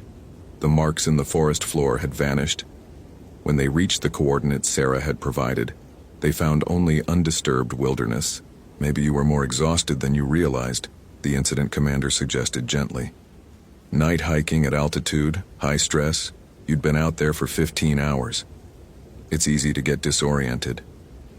Sarah didn't argue. What was the point? The evidence had erased itself. Reality had reasserted itself, covering over the cracks she'd glimpsed underneath.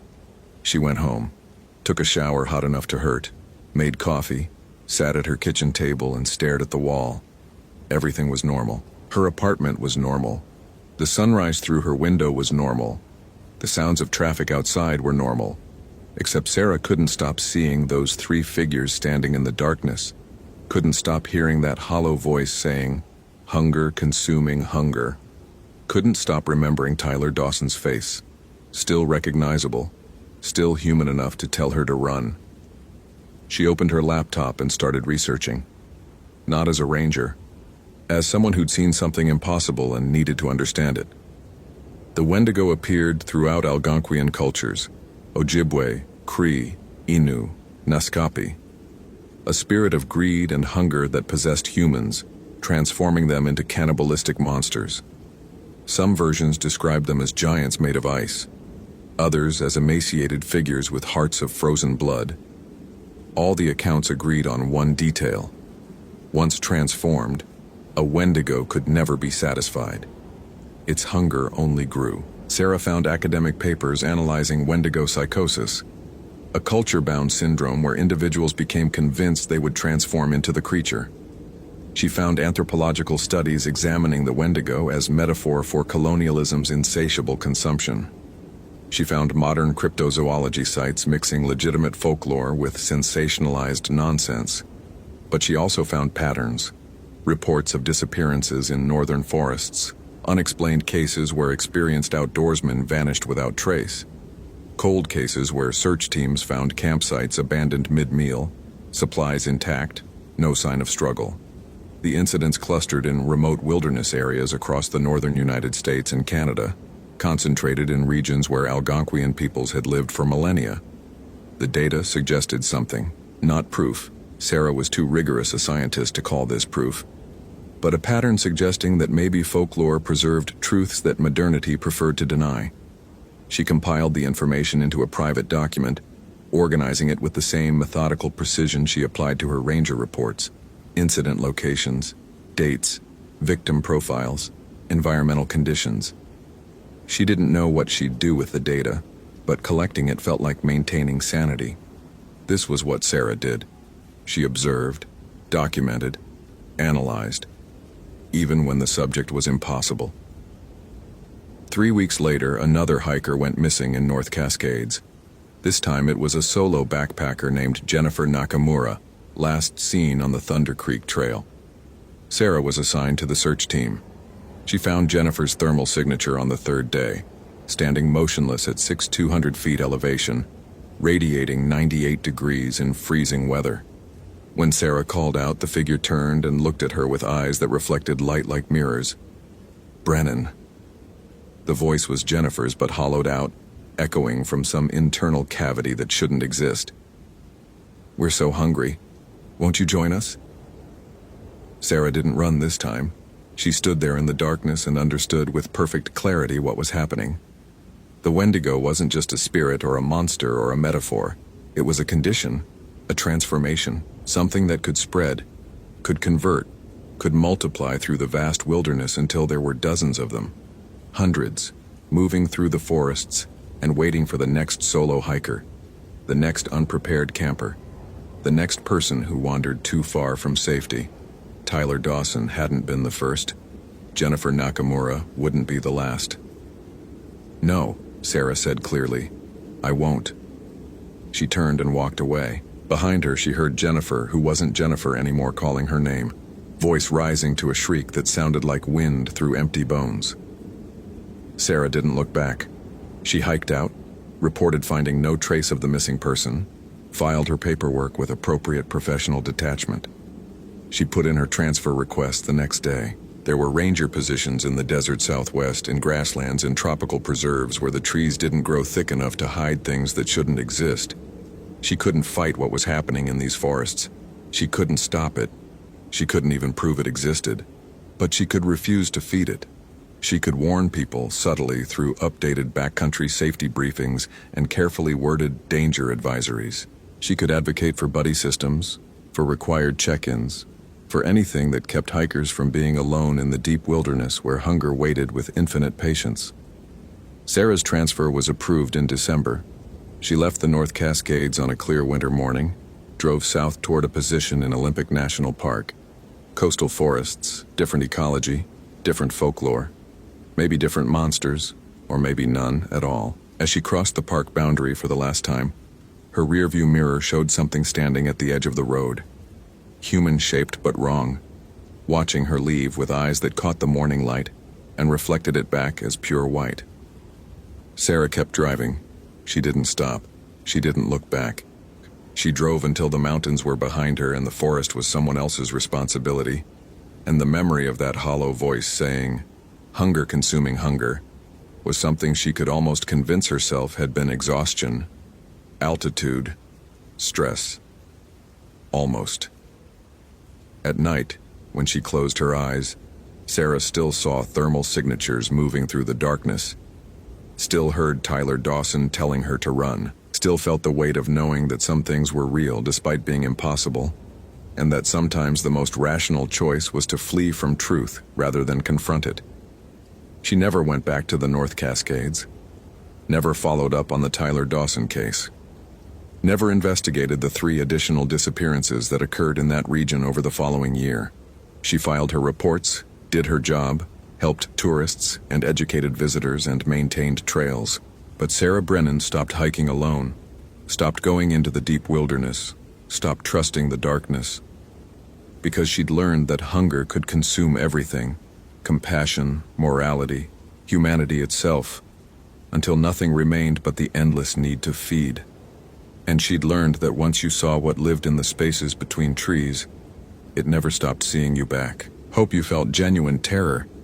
If you appreciate authentic horror rooted in real folklore, consider following for more stories. Which moment scared you most? Share your theory about what happened. The moss was wrong. Christopher Valdez had been staring at the western hemlock for 11 minutes, his field notebook forgotten in his hand, because the moss was growing upward instead of north. Not just this tree, he'd counted 47 so far, all within a quarter-mile radius of mile marker 8, all with thick mats of Isothecium myoceroides climbing toward the canopy like green water flowing upstream. Christopher pressed his thumb against the bark, felt the spongy vegetation pulse with moisture. The Hoh rainforest received 12 feet of rain annually, creating conditions where moss carpeted every surface in verdant excess, but it followed rules. Phototropism, moisture gradients, the Earth's magnetic field. Moss didn't just decide to grow in impossible directions. Yet here it was, defying basic biology in a perfect circle, roughly 300 yards across. He checked his Silva compass for the 4th time. The needle trembled, settled on north. His Garmin GPS confirmed his position, 47.8575 degree N, 123.9346 degree W, elevation 578 feet, Hoh River Trail, Olympic National Park. Everything normal except the moss, and the fact that Brandon Mitchell had been missing for 36 hours somewhere in this sector. Christopher had worked for the National Park Service for 6 years, long enough to develop a reputation. While other rangers told campfire stories about missing hikers walking in circles or tourists hearing voices in the trees, Christopher documented, measured, and usually found mundane explanations. Panic attacks causing disorientation, dehydration leading to poor decisions. The forest was dangerous enough without inventing mysteries, but the moss was wrong, and Christopher couldn't explain it. He photographed the anomaly with his Canon, making sure the compass was visible in the frame, then continued up the trail. Brandon Mitchell, 22, had last been seen by his hiking companion 3 mornings ago near mile marker 9. The companion, a college roommate named Aaron, had woken to find Brandon gone from their tent, his backpack and boots still inside. Aaron had searched for 2 hours before hiking out to report it, and the search and rescue operation had been running ever since. Christopher had volunteered for the solo patrol of this section, while the main SAR team worked the higher elevations. As lead ranger for the Southern Hoh District, he knew this trail intimately, every switchback, every creek crossing, every campsite. He'd walked it hundreds of times in 6 years, memorized the placement of nurse logs and the angles of ancient Sitka spruces. The Hoh was as familiar as his own apartment, which made it stranger when he reached mile marker 9 and didn't recognize anything. The trail looked right. Same packed earth, same western red cedars crowding close, same endless green pressing in from all sides. But the feeling was wrong, like walking into your childhood home and finding all the furniture moved 3 inches to the left. Christopher stopped, studied the forest. A massive Douglas fir he should have remembered stood 50 yards to his east, its trunk easily 15 feet in diameter. Had that always been there? His radio crackled. "Valdez, this is base. What's your 20? "Mile marker 9, Christopher said, pressing the transmit button on his Motorola. "Beginning search pattern Alpha, no sign of the subject yet." "Copy that. Be advised, we've had 2 other hikers report disorientation in your sector over the past week. Both were experienced. One swore the trail markers had moved." Christopher felt something cold settle in his chest, unrelated to the 48-degree temperature. Define disorientation. Both lost the trail for several hours despite having GPS. One said the trees looked different every time she turned around. The other, static interrupted, claimed the forest was breathing. Breathing. Her words, not mine. Both eventually found their way out, but they were pretty shaken. Just keep your wits about you, Chris. This section's been weird lately. Christopher wanted to ask what weird meant in objective terms, but just acknowledged and clipped the radio back to his belt. He'd requested the solo patrol because he thought he could bring some rationality to the situation, document it properly, maybe find some environmental factor everyone else had missed. Magnetic anomaly, gas seepage, something with a scientific explanation. The moss growing upward, the trees feeling wrong. Now reports of spatial disorientation. He pushed forward, following the trail north. Brandon Mitchell's file had mentioned he was studying mycology, documenting mushroom species in the rainforest for a class project. Christopher scanned the forest floor looking for signs someone had gone off trail to photograph fungi. The Ho was a mycologist's paradise. Turkey tail, artist's conch, coral fungus in shades of purple and orange, chanterelles hidden in the moss, easy to wander off path following a specimen. 20 minutes later, Christopher found Brandon's camera. It was sitting on a fallen log 10 yards off the trail, lens cap still on, completely dry despite the morning's rain. Christopher approached carefully, documented its position with photos and GPS coordinates before touching it. Canon Rebel T3i, amateur but decent. He turned it on. Battery at 63%. Memory card showed 347 photos. Christopher scrolled through them, watching Brandon's hiking trip in reverse. Shots of Aaron grinning at their campsite. Bracket fungi in artistic close-ups. The trail at dawn. Then the photos got strange. The timestamp showed they were taken after Brandon had allegedly disappeared. Photos from 4 a.m., 3 hours after Aaron claimed to have woken and found his friend gone. But they weren't selfies or accidental trigger presses. They were deliberate compositions of the forest at night, flash illuminating tree trunks in stark white light. Except the trees were wrong. In every photo, the bark had patterns, whorls and spirals that looked almost like text, or faces, or both. Christopher zoomed in. The patterns were formed by natural bark texture, but the arrangement was too deliberate, too uniform. Every tree in every photo showed the same spiral motif, as if something had organized them. The final photo made Christopher's breath catch. It showed a figure standing between two trees about 30 yards distant. The flash had caught it mid-motion, blurred, but the silhouette was wrong. Too tall, limbs too long, head tilted at an angle that should have broken a human neck. The figure's eyes reflected the flash like an animal's, white and bright. Christopher checked the photo's metadata. Taken at 4:17 a.m. 2 days ago. He looked at the forest around him, suddenly aware of how quiet it had become. The Ho was never silent. Varied thrush calls, Pacific wren songs, the constant whisper of wind through hemlock needles. But now he heard nothing except his own breathing. He pulled out his radio. "Base, this is Valdez. I've located the subject's camera at coordinates 47.862 degree N, 123.9389 degree W. No sign of the subject, but the camera contains unusual photographs. Requesting backup for this sector." Static answered him. He tried again, adjusted the frequency, checked the battery. Full power, but only white noise responded. Christopher had never experienced radio failure in this area before. The Rangers had installed 3 repeaters specifically to ensure coverage throughout the Ho Valley. He was about to try his cell phone when he noticed the trees. They'd moved. Not dramatically, not in any way he could prove if questioned later, but the massive Douglas fir he'd noted earlier was now on his right instead of his left. The angle of the trail had changed. Even the quality of light filtering through the canopy seemed different, greener somehow, more submarine. Christopher pulled out his compass. The needle spun lazily, unable to settle on north. His GPS showed his position, but the numbers kept flickering, changing by fractions of a degree, even though he stood perfectly still. He watched the coordinates dance. 47.86112, 47.8614, 47.8609. Spatial distortion, he said aloud, his voice strange in the silence. Environmental magnetic anomaly. There has to be a geological explanation. The forest didn't answer. Christopher marked the camera's location with orange flagging tape, then continued north, following what he hoped was still the trail. He needed to document this properly, take systematic measurements, prove there was a rational explanation for what was happening.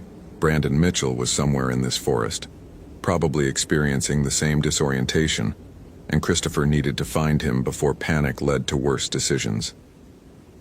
The trail climbed gradually, following the contour of an ancient river terrace. Nurse logs the size of buses lay across the path, their trunks hollowed by centuries of decay, supporting rows of young hemlocks that grew from their decomposing wood. This was the nurse log Christopher had catalogued as NL47 in his personal forest survey. He recognized the distinctive three-pronged split in its center, except NL47 should have been half a mile south. Christopher stopped, took out his field notebook, flipped through his meticulous records. There, he'd mapped this entire section 2 months ago, noted every significant landmark. This nurse log was documented at coordinates 47.8589 degree non 123, sine 371.W, which meant it should be 23/100ths of a degree south of his current position. But here it was. And worse, he was starting to recognize other features that should have been elsewhere. A distinctive red alder with a lightning scar. A creek crossing marked by 3 stepping stones. A devil's club patch arranged in a rough semicircle. All of them present, all of them wrong, as if the forest had taken pieces of itself and rearranged them like a puzzle. Christopher's hand started to shake. He forced himself to breathe slowly, analytically. There had to be an explanation. GPS error, compass malfunction, some form of déjà vu making him think he recognized landmarks that were actually different. He'd read about how human pattern recognition could create false connections, how the brain invented familiarity in unfamiliar situations. But the moss was still growing upward. He kept walking, documenting everything with photos and notes, trying to ignore how the trail ahead seemed to curve in ways it shouldn't, how the spacing between trees felt mathematically wrong, how even the rain, which had started again, fell at angles that defied simple wind patterns. That's when Christopher found the first marker. It wasn't a trail blaze or a survey ribbon. It was carved directly into the trunk of an old-growth Sitka spruce about 7 feet up, a spiral pattern identical to the ones in Brandon Mitchell's photographs. The carving was old, weathered, filled with moss, but unmistakably deliberate. Christopher photographed it, then noticed another tree 50 yards ahead bore the same mark, then another beyond that. He followed the spirals deeper into the forest, leaving the trail without entirely meaning to. The markers led him through impossibly dense undergrowth that seemed to part as he approached, past clusters of bleeding heart flowers that shouldn't bloom in October, around trees that grew in formations he'd never seen. Perfect circles, radiating lines, geometric patterns that nature didn't naturally create. The markers led him to a clearing he absolutely knew didn't exist. Christopher had surveyed every accessible acre of this sector. There were no clearings within 5 miles of the Hoh River Trail. The forest here was temperate rainforest at its most dense, every inch of ground contested by competing vegetation. Yet here was a space roughly 40 feet in diameter, absolutely bare except for moss and a single object in its center: Brandon Mitchell's backpack. Christopher approached slowly, every instinct screaming that this was wrong, that he should turn back, radio for help, get out of this sector. But his radio didn't work, and Brandon Mitchell was missing, and the backpack was right there, sitting perfectly upright on the moss as if carefully placed. He photographed it from multiple angles before touching it. Blue North Face pack, 60-liter capacity, still buckled shut. Christopher opened it carefully. Brandon's sleeping bag, dry. His food bag, untouched. Spare clothes, field journal, water bottles full. Everything a person would need to survive was here, abandoned. Christopher flipped through the field journal. Brandon's handwriting started neat, documenting mushroom species with scientific precision. Then the entries got stranger. October 23rd, found the spiral trees. Professor said impossible patterns don't exist in nature, but these do. Something's organizing them, can feel it watching. October 24th, Aaron doesn't see them, says I'm obsessed. But they're getting clearer. Like the forest is trying to show me something. Like it's trying to communicate. October 25th, the moss is growing towards something, all of it. Like compass needles pointing to a specific location. Found the center last night. Aaron was asleep. I had to see. The trees there are old, older than old, and they remember. God, they remember. The final entry was a single line, written in shaking handwriting. It's not the trees. The trees are just how it sees. Christopher looked up from the journal. The clearing was darker than it should be, though his watch showed only 2:47 p.m. The trees surrounding the space seemed taller, their canopy closing overhead like a cathedral dome. And now that he was looking, he could see the spiral patterns in their bark, all of them, arranged in concentric rings radiating from where he stood. "Brandon Mitchell!" Christopher shouted, his voice swallowed by the forest. "This is Park Ranger Valdez. If you can hear me, respond." The silence that followed wasn't empty. It was full of presence, of attention, of something vast listening. Christopher felt it like pressure against his eardrums, like being underwater, like standing at the base of a mountain and feeling its weight press down on you from miles away. Then the trees moved, not swaying, not bending in wind. The spaces between them contracted and expanded like breathing, like the ribs of something enormous taking a breath. Christopher watched a gap between two hemlocks shrink from 6 feet to 3, watched the trunks themselves flow like melting wax, watched the forest restructure itself around him with the patient inevitability of glacial movement. He ran.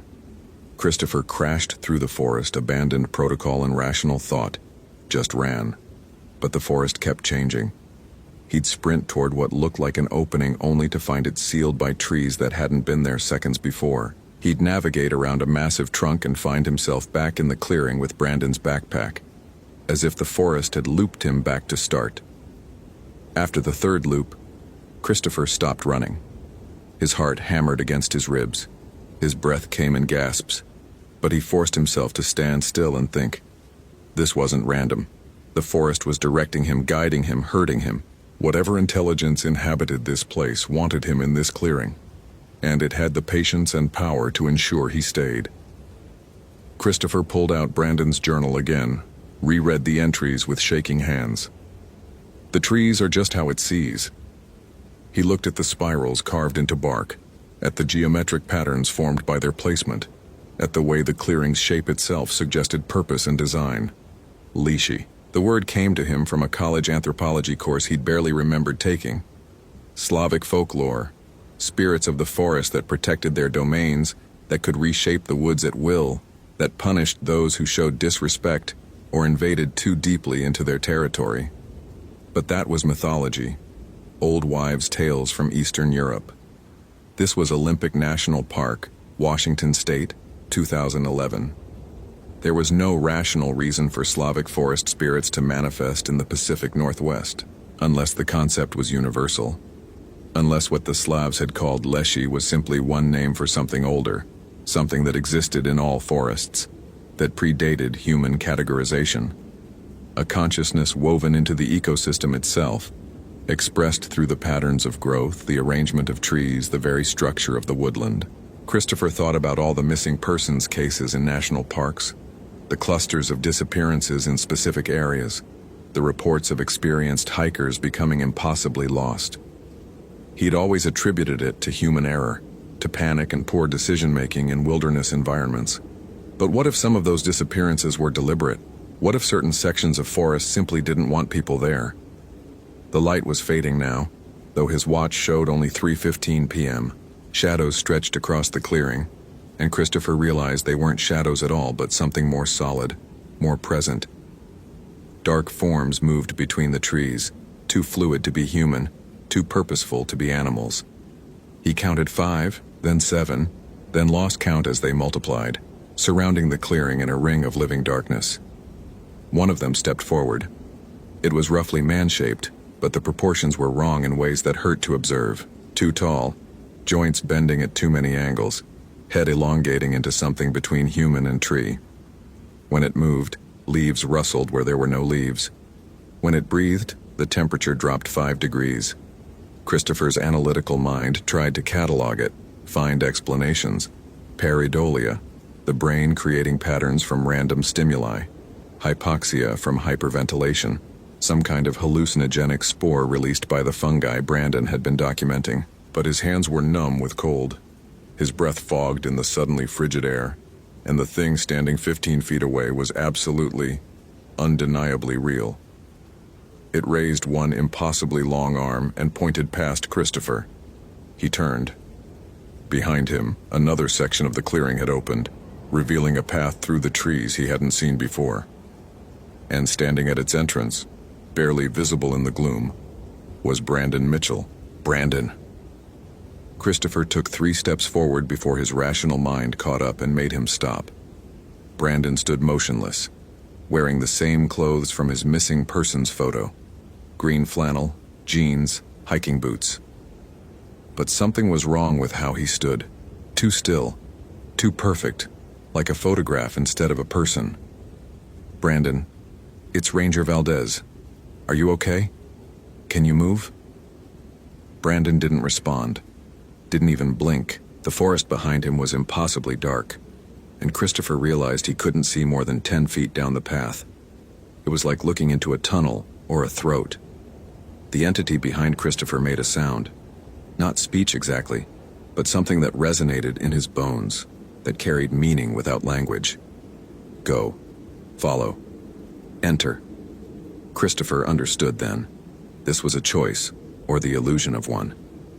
He could walk down that path after Brandon, into whatever waited in the deep forest, the place where the spiral trees pointed, where the moss grew toward, where the entity's consciousness pooled most densely. Maybe he'd find Brandon alive. Maybe he'd find answers to what was happening. Or maybe he'd simply become another missing person, another case file, another name on the list of people who walked into the forest and never walked out. The alternative was to refuse, to somehow navigate his way back to the trail despite the forest's interference, to leave Brandon Mitchell to whatever fate awaited him in the darkness. The rational choice. The survivable choice. Christopher thought about his 6 years with the Park Service, about the reputation he'd built for logical analysis and skeptical documentation. He thought about the moss growing upward, about the photographs in Brandon's camera, about how badly he'd wanted to explain everything away with science and reason. He thought about standing in his apartment explaining to Brandon Mitchell's parents why he hadn't tried to retrieve their son, why he'd chosen himself over a 22-year-old kid who just wanted to photograph some mushrooms. He took a step toward the path. The entity made another sound, this one almost approving, and the darkness ahead seemed to lighten fractionally. Christopher walked forward, his legs moving on autopilot while his mind screamed at him to turn back. He passed Brandon's motionless form, resisted the urge to touch him, to verify if he was real or projection or something worse. The path led deeper into the forest, and with each step, the normal rules of space seemed to dissolve further. Trees grew at impossible angles, their roots forming staircases and bridges through the air. The ground beneath Christopher's feet felt solid, but looked transparent, as if he walked on water that had forgotten how to be liquid. Above him, the canopy closed into complete darkness, no sky visible, just endless reaching branches that intertwined into patterns that suggested language, mathematics, consciousness itself expressed in wood and leaf. He passed other figures standing motionless among the trees, hikers in modern gear and ancient clothes, loggers from the 19th century, possibly indigenous peoples from centuries before that, all frozen mid-step, eyes open but unseeing, like insects preserved in amber. Christopher understood these were the others, the ones who'd walked too deep, who'd tried to understand the forest and found understanding came at a price. The path ended in another clearing, larger than the first, and Christopher felt his mind strain trying to process what he saw. The trees here were old beyond measuring, their trunks wider than houses, their bark covered in spirals that moved and shifted like living things. And in the center of the clearing stood something that might have been a tree, or might have been the entity itself. A massive presence that seemed to occupy more dimensions than Christopher's eyes could perceive. Brandon Mitchell stood before it, no longer frozen but moving in slow, dreamlike motions, his hands tracing the spirals in the bark, his lips moving soundlessly. Christopher approached him, touched his shoulder, and Brandon turned. His eyes were different. Not white like in the photograph, but filled with green light, with the bioluminescence of fungal growth, with something that was no longer entirely human. When he spoke, his voice echoed strangely, as if multiple voices spoke in harmony. "It's beautiful," Brandon said. "It's been here so long, since before humans, since before language. The forest is just the visible part. The real organism is underneath, in the mycelium networks, in the root systems, in the patterns of growth that span miles. It thinks. It remembers. It's trying to show us. Brandon, we need to leave. Now." "Leave?" Brandon smiled, and it was wrong. Too wide, too many teeth. "We're home. This is where we belong. All of us. The forest takes care of its own." He gestured at the frozen figures surrounding the clearing. "They understand now. They're part of it, part of the pattern." Christopher grabbed Brandon's arm, tried to pull him toward the path. Brandon's skin felt wrong under his hand, too cool, with a texture more like bark than flesh. "You're not thinking clearly. Whatever this thing is, it's affecting your perception. We need to get you to a hospital." "Hospital?" Brandon laughed, and the sound was like wind through hollow trees. "Christopher, there is no hospital, there is no park, there is no outside. That was all the dream. This is what's real. The forest, the pattern, the eternal growth and decay. We were always going to end up here. The spirals were always leading us home." The massive presence in the center of the clearing shifted, and Christopher felt attention focus on him like a physical weight. Images flooded his mind. The forest as it had been 10,000 years ago, 100,000 years ago before humans had arrived, when it covered the continent in unbroken green. The slow, patient consciousness that had evolved in the networks of root and fungus, that thought in seasons and centuries, that perceived time as humans perceived space. It didn't hate humans. It simply didn't recognize them as permanent. People were ephemeral things, insects that crawled across its surface for brief moments before disappearing. But sometimes the insects walked too deep, saw too much, understood too much, and then the forest had to decide whether to let them leave with that understanding or incorporate them into the pattern, make them part of the eternal structure.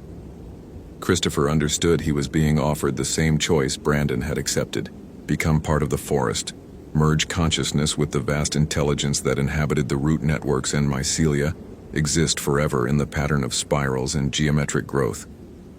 Or resist and face consequences he couldn't quite perceive but knew would be terrible. "No," Christopher said. The word came out weaker than he intended. "No, this isn't right. This is some kind of neurological effect. Fungal spores, airborne toxins, something with a scientific explanation. I won't accept." Pain exploded through his skull. Not physical pain, but something deeper. The sensation of his mind being rewritten, his neurons forming new connections, his consciousness being reshaped into something compatible with the forest's patterns. Christopher fell to his knees, and through the agony he felt himself starting to understand, starting to see the beauty of it. The logic of surrendering individual identity to become part of something larger, older, more permanent. He thought about his apartment in Port Angeles, about the books on his shelf and the telescope by his window, about the small separate life he'd built with its neat explanations and rational structures. He thought about everything he'd tried to prove with 6 years of documentation and skepticism, the barrier he'd built between himself and the forest's mystery. And he realized the barrier had always been artificial, that he'd been lying to himself. That part of him had always known the forest was alive in ways science couldn't measure, that the rational explanations had been comfort blankets against a truth too large to accept. The moss growing upward, the trees rearranging themselves, the sense of being watched on night patrols. It had all been real, and he'd spent 6 years explaining it away. Christopher looked up at Brandon, at the green light in his eyes, at the smile that was no longer quite human. He looked at the frozen figures around the clearing, at the massive presence in the center, at the spirals that covered every surface. He could feel the forest offering him a place in the pattern, a role in the eternal structure, an escape from the burden of individual consciousness. It would be so easy to say yes. Instead, Christopher pulled out his Motorola radio, the one that hadn't worked since he'd entered the sector. He pressed the transmit button, not expecting anything, just a gesture of defiance, a refusal to surrender his rationality, even in the face of the impossible. "Ranger Valdez to base," he said, his voice cracking. "I'm in Sector 7, beyond the trail. Coordinates impossible to determine. I've located Brandon Mitchell, but he's compromised. The forest here is hostile. Repeat, the forest is hostile. Send backup with..." The radio crackled. Through waves of static came a voice, thin and distant but unmistakably human. "Valdez, we're reading you. Your signal is weak, but we have a partial fix. Hold your position. SAR team is inbound." The effect on the clearing was immediate. The massive presence recoiled. The green light in Brandon's eyes flickered, the frozen figures stirred slightly. Christopher understood. The forest's power was absolute within its domain, but it couldn't extend beyond certain boundaries. The radio signal was a connection to the outside world, a tether to human reality, and that connection weakened the entity's control. Brandon screamed. It was a sound of rage and loss, the voice of the forest itself howling through human vocal cords. He lunged at Christopher, hands reaching for the radio. But Christopher rolled away, kept talking into the device, maintaining that fragile connection to the outside.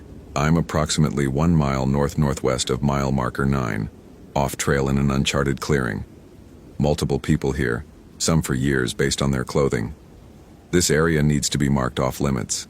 Do not send anyone else in alone. Do not..." Brandon struck him, and the blow had inhuman strength behind it. Christopher hit the ground hard, felt ribs crack, lost his grip on the radio.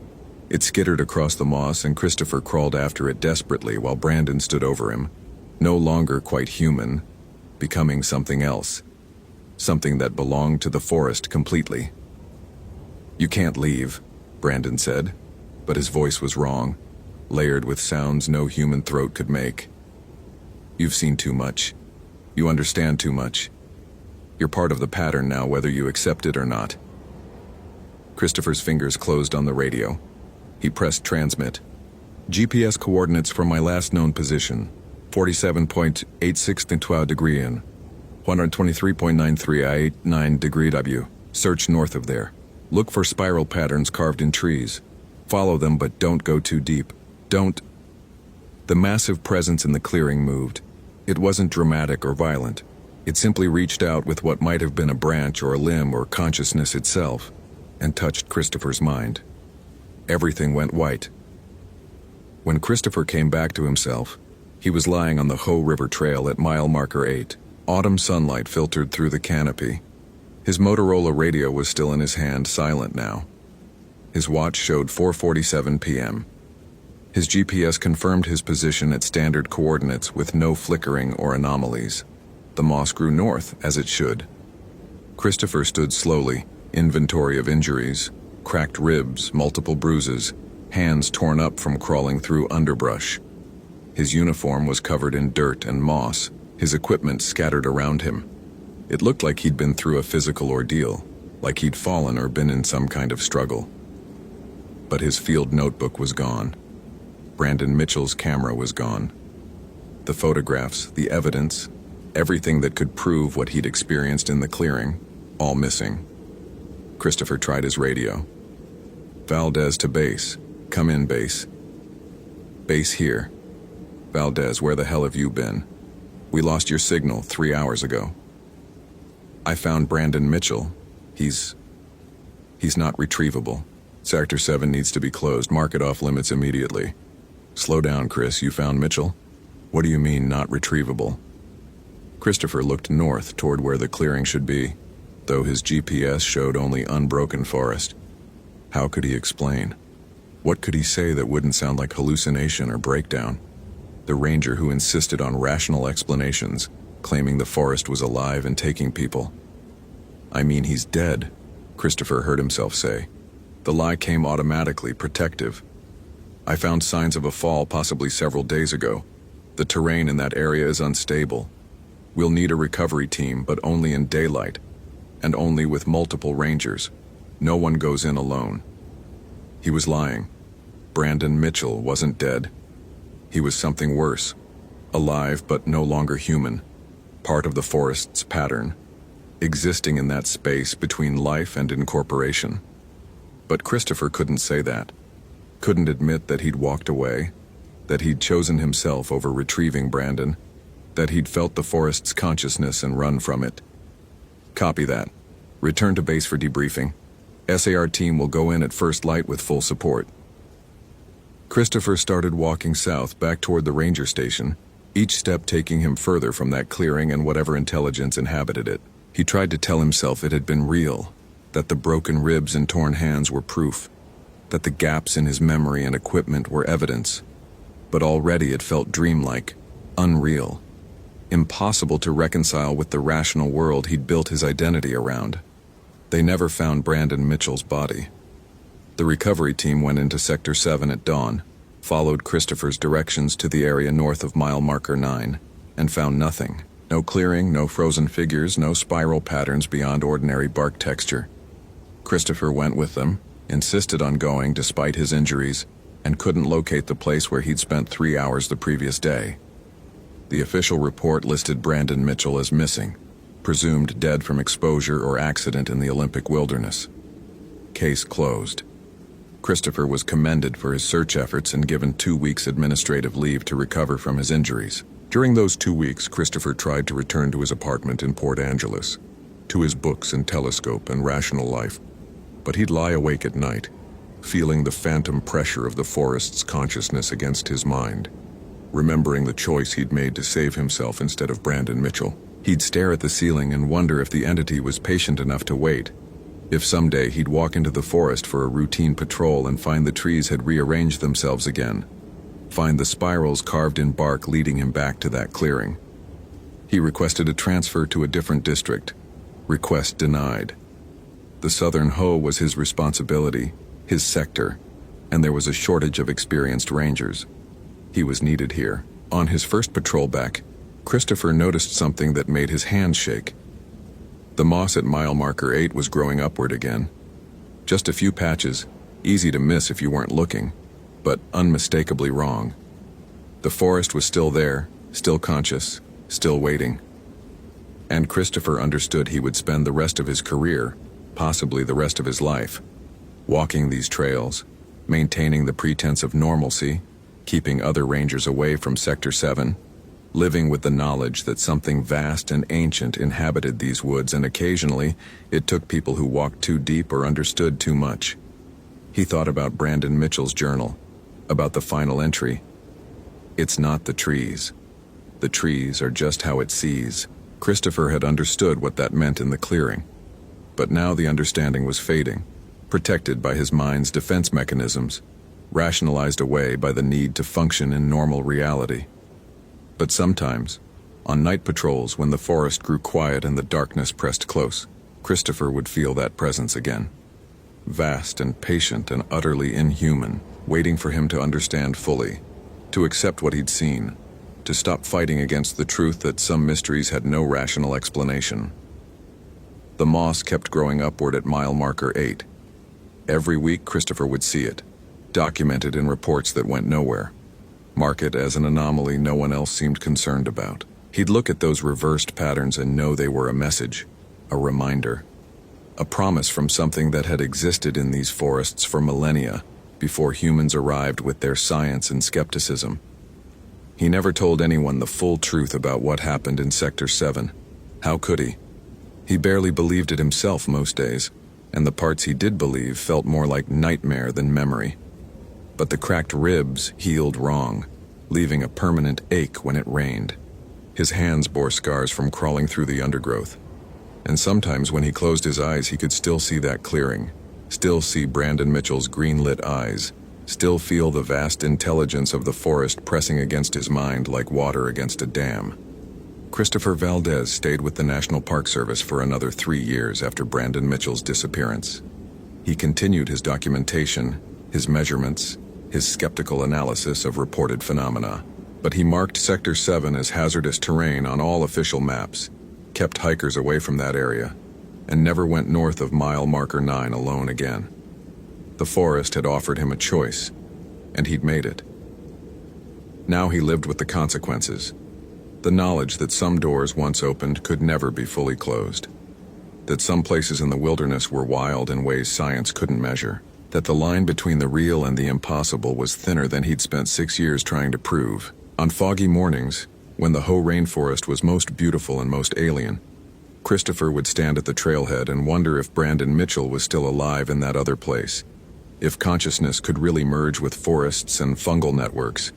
If somewhere beyond the mapped trails there existed clearings where lost people stood frozen in eternal contemplation of patterns that predated human thought. Then he'd check his equipment, note his coordinates, and walk the trail like the rational, skeptical ranger everyone believed him to be.